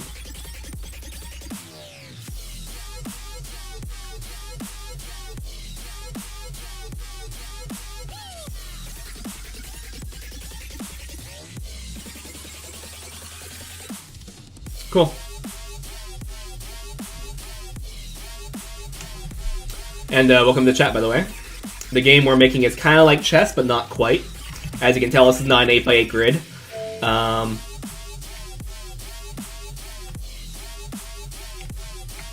Oh, the guy at your local college has DOD. Nice. I assume you mean DOD of US, right?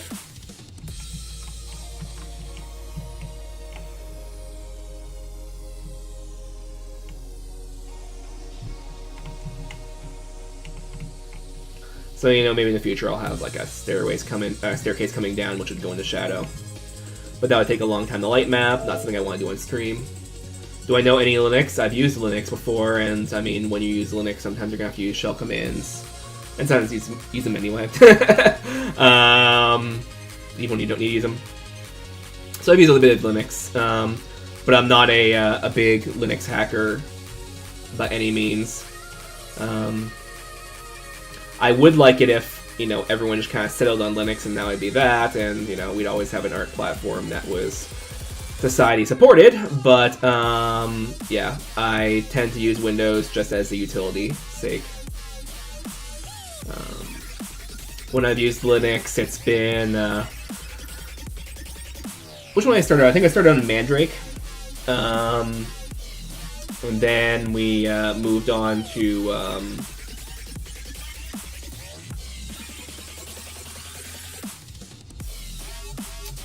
I think it was Red Hat and Fedora at one point.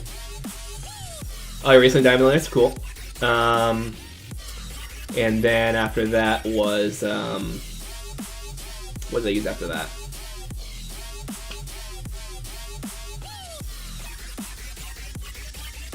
Oh, Ubuntu, yeah, of course stuff. I've been mostly using Ubuntu since then. I know it's not the most beloved distribution out there, but it definitely has a good community, and when you're using it as a tool,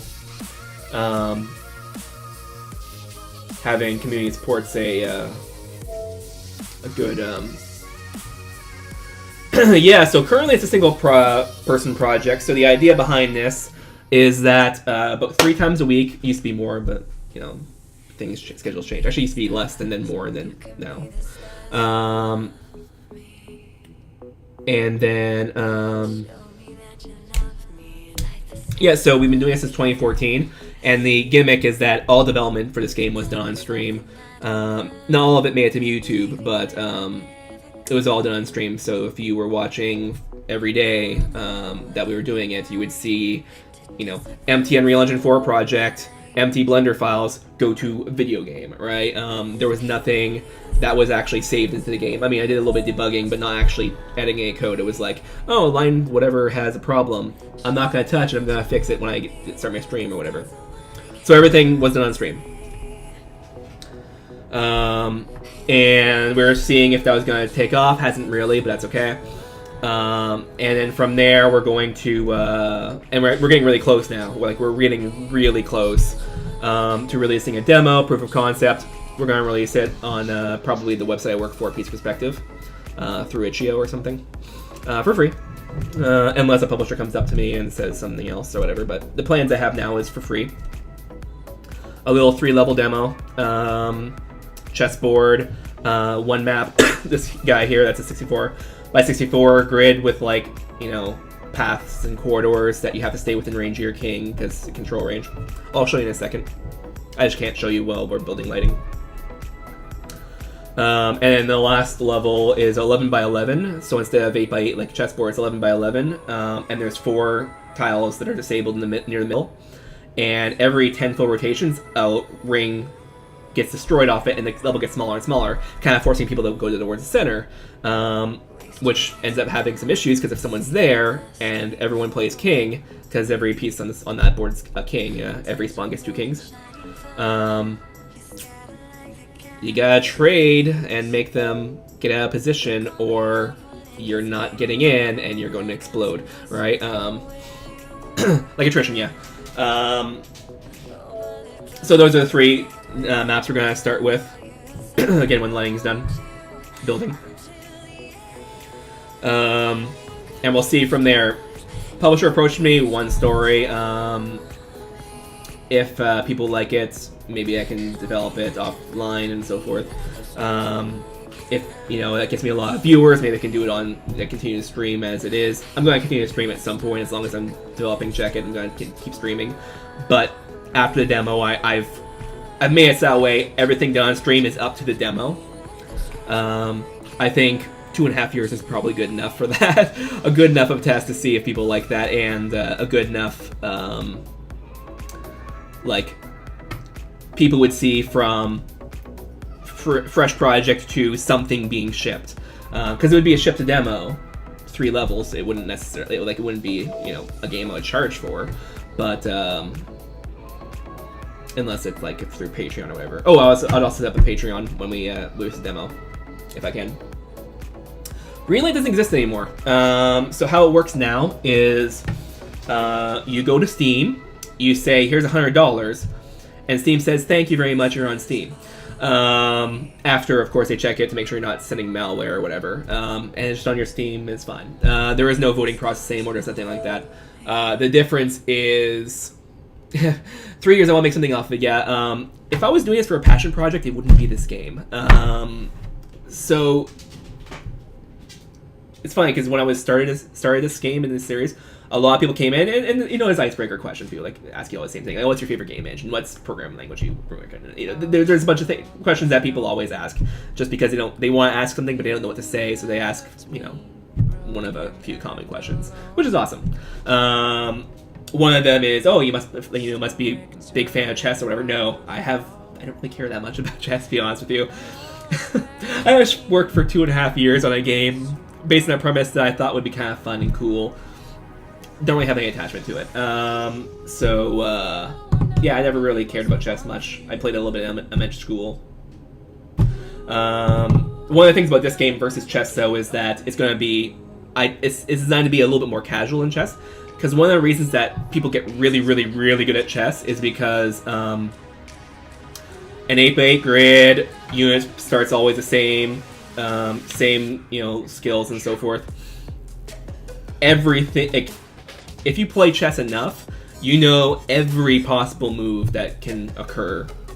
Air quotes, not really. There's too much, but you've seen basically everything. There's not going to be a whole lot of new metagames that appear over the last 200 years, right? Whereas here, in this game, change the map and it's all gone, right? Because the level layout, like the actual playable layout of the level is completely different. And some of them even have gimmicks, like I said, that one level that keeps shrinking. You can't get good at the metagame of all possible aspects of the metagame because you change a level and a big portion of that's gone. So I'm hoping you'll end up being a little bit more casual, a little bit more friendly, kind of kick the top end off of the skill gap. So we'll see about that.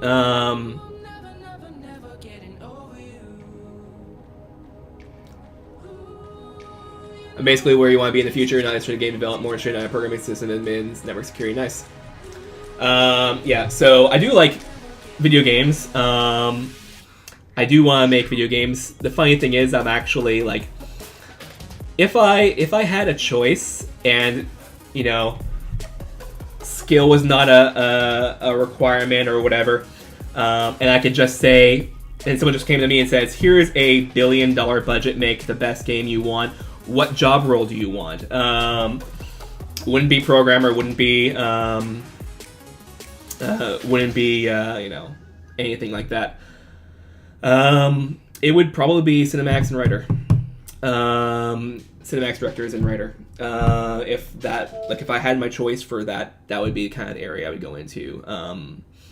That said, I am good at a bunch of other things, and I do I love programming in general. I love solving problems and so forth, but especially when you solve it in weird ways that no one else has yet. That's always very rewarding. But, excuse me. Oh, letting builds complete. But if I had my choice, it would be probably doing writing and stuff. I love telling stories.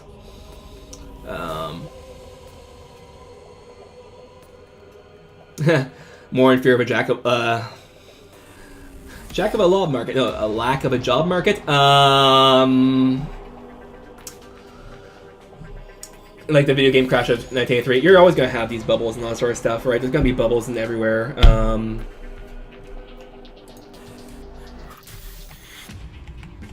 This looks a little bit better.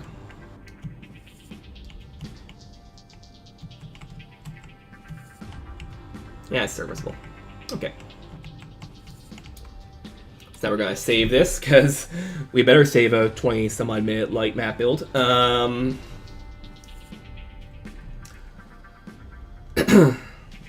I'm not too concerned about a market crash or anything like that. It's... Yeah, but yeah, I really do want to tell some stories.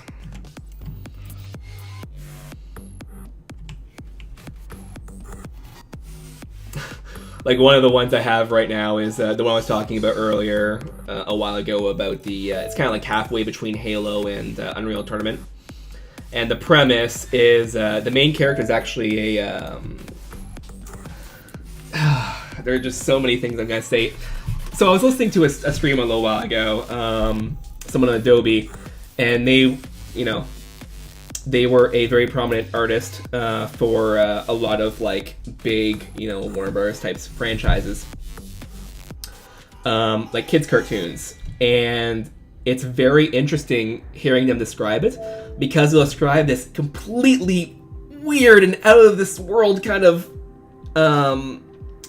narrative and plot line, completely matter-of-factly, just say it completely bluntly as if it was just I went down the street and there's this guy that explodes and he creates other matter, and it's So I know that I'm probably not coming off all that right for it. That's something you kind of have to see. But so basically, it stars a female character protagonist who is a.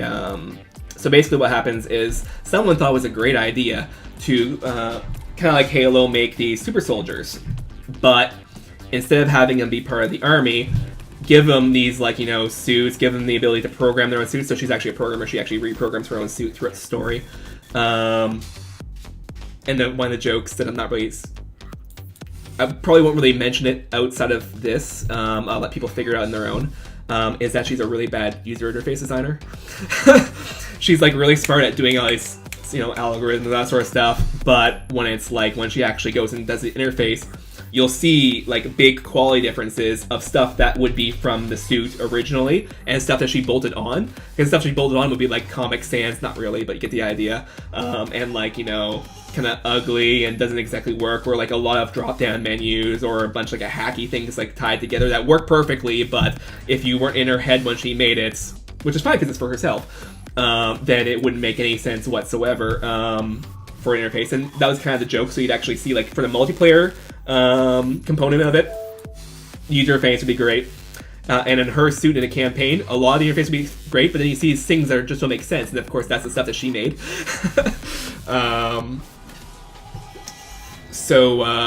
Yeah, storytelling in video games. So I like storytelling. I don't mind whether it is through video games or through animation.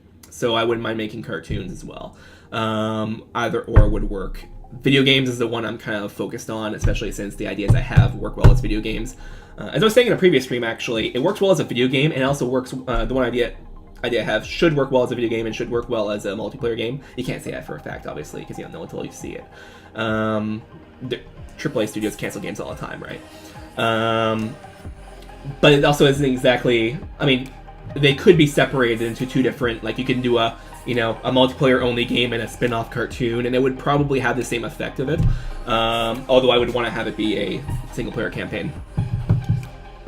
And I would be kind of happy either way. Preferred single-player campaign, but it should work the other way.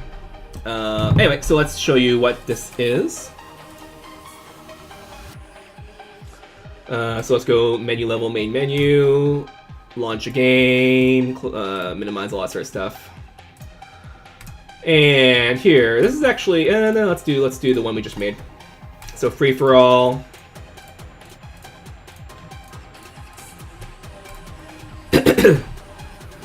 And yes, this is like demo code, get out my door sort of thing, right?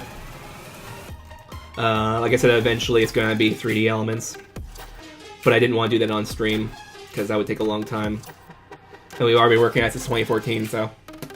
So this is what it looks like in game. So, everything's based on control range of the king, so the king can move over here.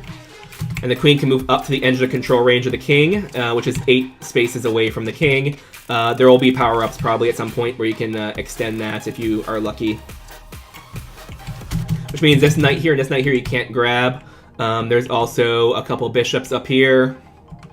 Then over here there is... on the other side of the map, there's one rook here and one rook there and 2 pawns there. And on the 3 o'clock position, that was the 6 o'clock position, this is the 3 o'clock position, exactly the same unit structure, just diagonally mirrored. Do I do a game development's job? No, my main job right now is working for a computer hardware website. And then up here, these are what we just did today. Here's the spawn, 4 knights, 6 pawns, 2 rooks, and all the way back here is a queen and 2 kings. There's no symbolism for this here. It was originally supposed to be 1 king, but I don't know if it matters anyway. Yeah, so I decided that I would want to give a second king for gameplay reasons, so people can decide to take some of these out as attachments and go and start picking off some other units if they see the other team goes out of position and they like go to one side of the map, well, maybe they can bring a king and a queen over here to go and pick off some of the area units floating around as a risk. Or a king and a knight or something. So split their army up a little bit. So the idea is that 6 o'clock and 3 o'clock will be mirrored. They'll be fighting against each other. Or they could maybe even be together fighting against the castle spawn that's asymmetric. I'm actually planning on having this here, this arrow, dictate wind direction. So there's also waterfalls, 4 of them in the level. And the fountains, and I'm hoping to have at some point the the wind direction blow the cubes in that direction just for something kind of cute. Yeah, thanks. So as I was saying, you can move the king over. And as you move the king over, the control range starts opening up, and you'll start moving towards the knights. And after one more from there, I'll actually have control of one knight, not the other.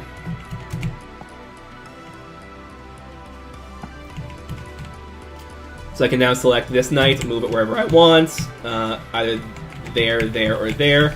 But this knight I can't, it's out of range. Let's move this one here.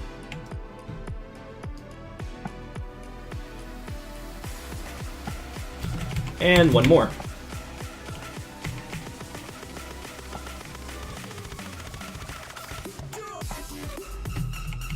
Now I can select it, I can move it wherever I want. So the idea is you have to move your king with the army, which makes you have to defend it, of course. You can't just camp somewhere. And it also prevents the queen from being like, do-do-do-do-do.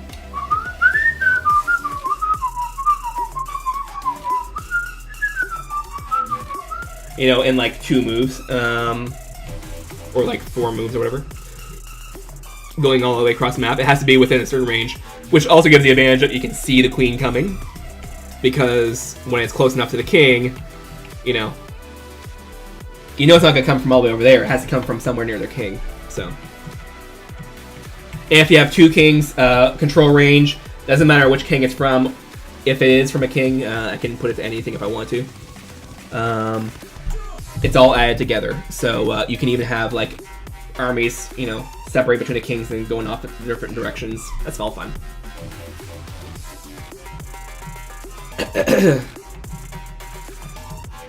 And that is that. So next time we're going to be doing some more of the ground here. We're going to make a couple of pillars and the entrance of a castle here that's kind of cut off. So the path coming to it, and the path going to the cathedral. Maybe have some men all the way around, and have a red carpet or something underneath here.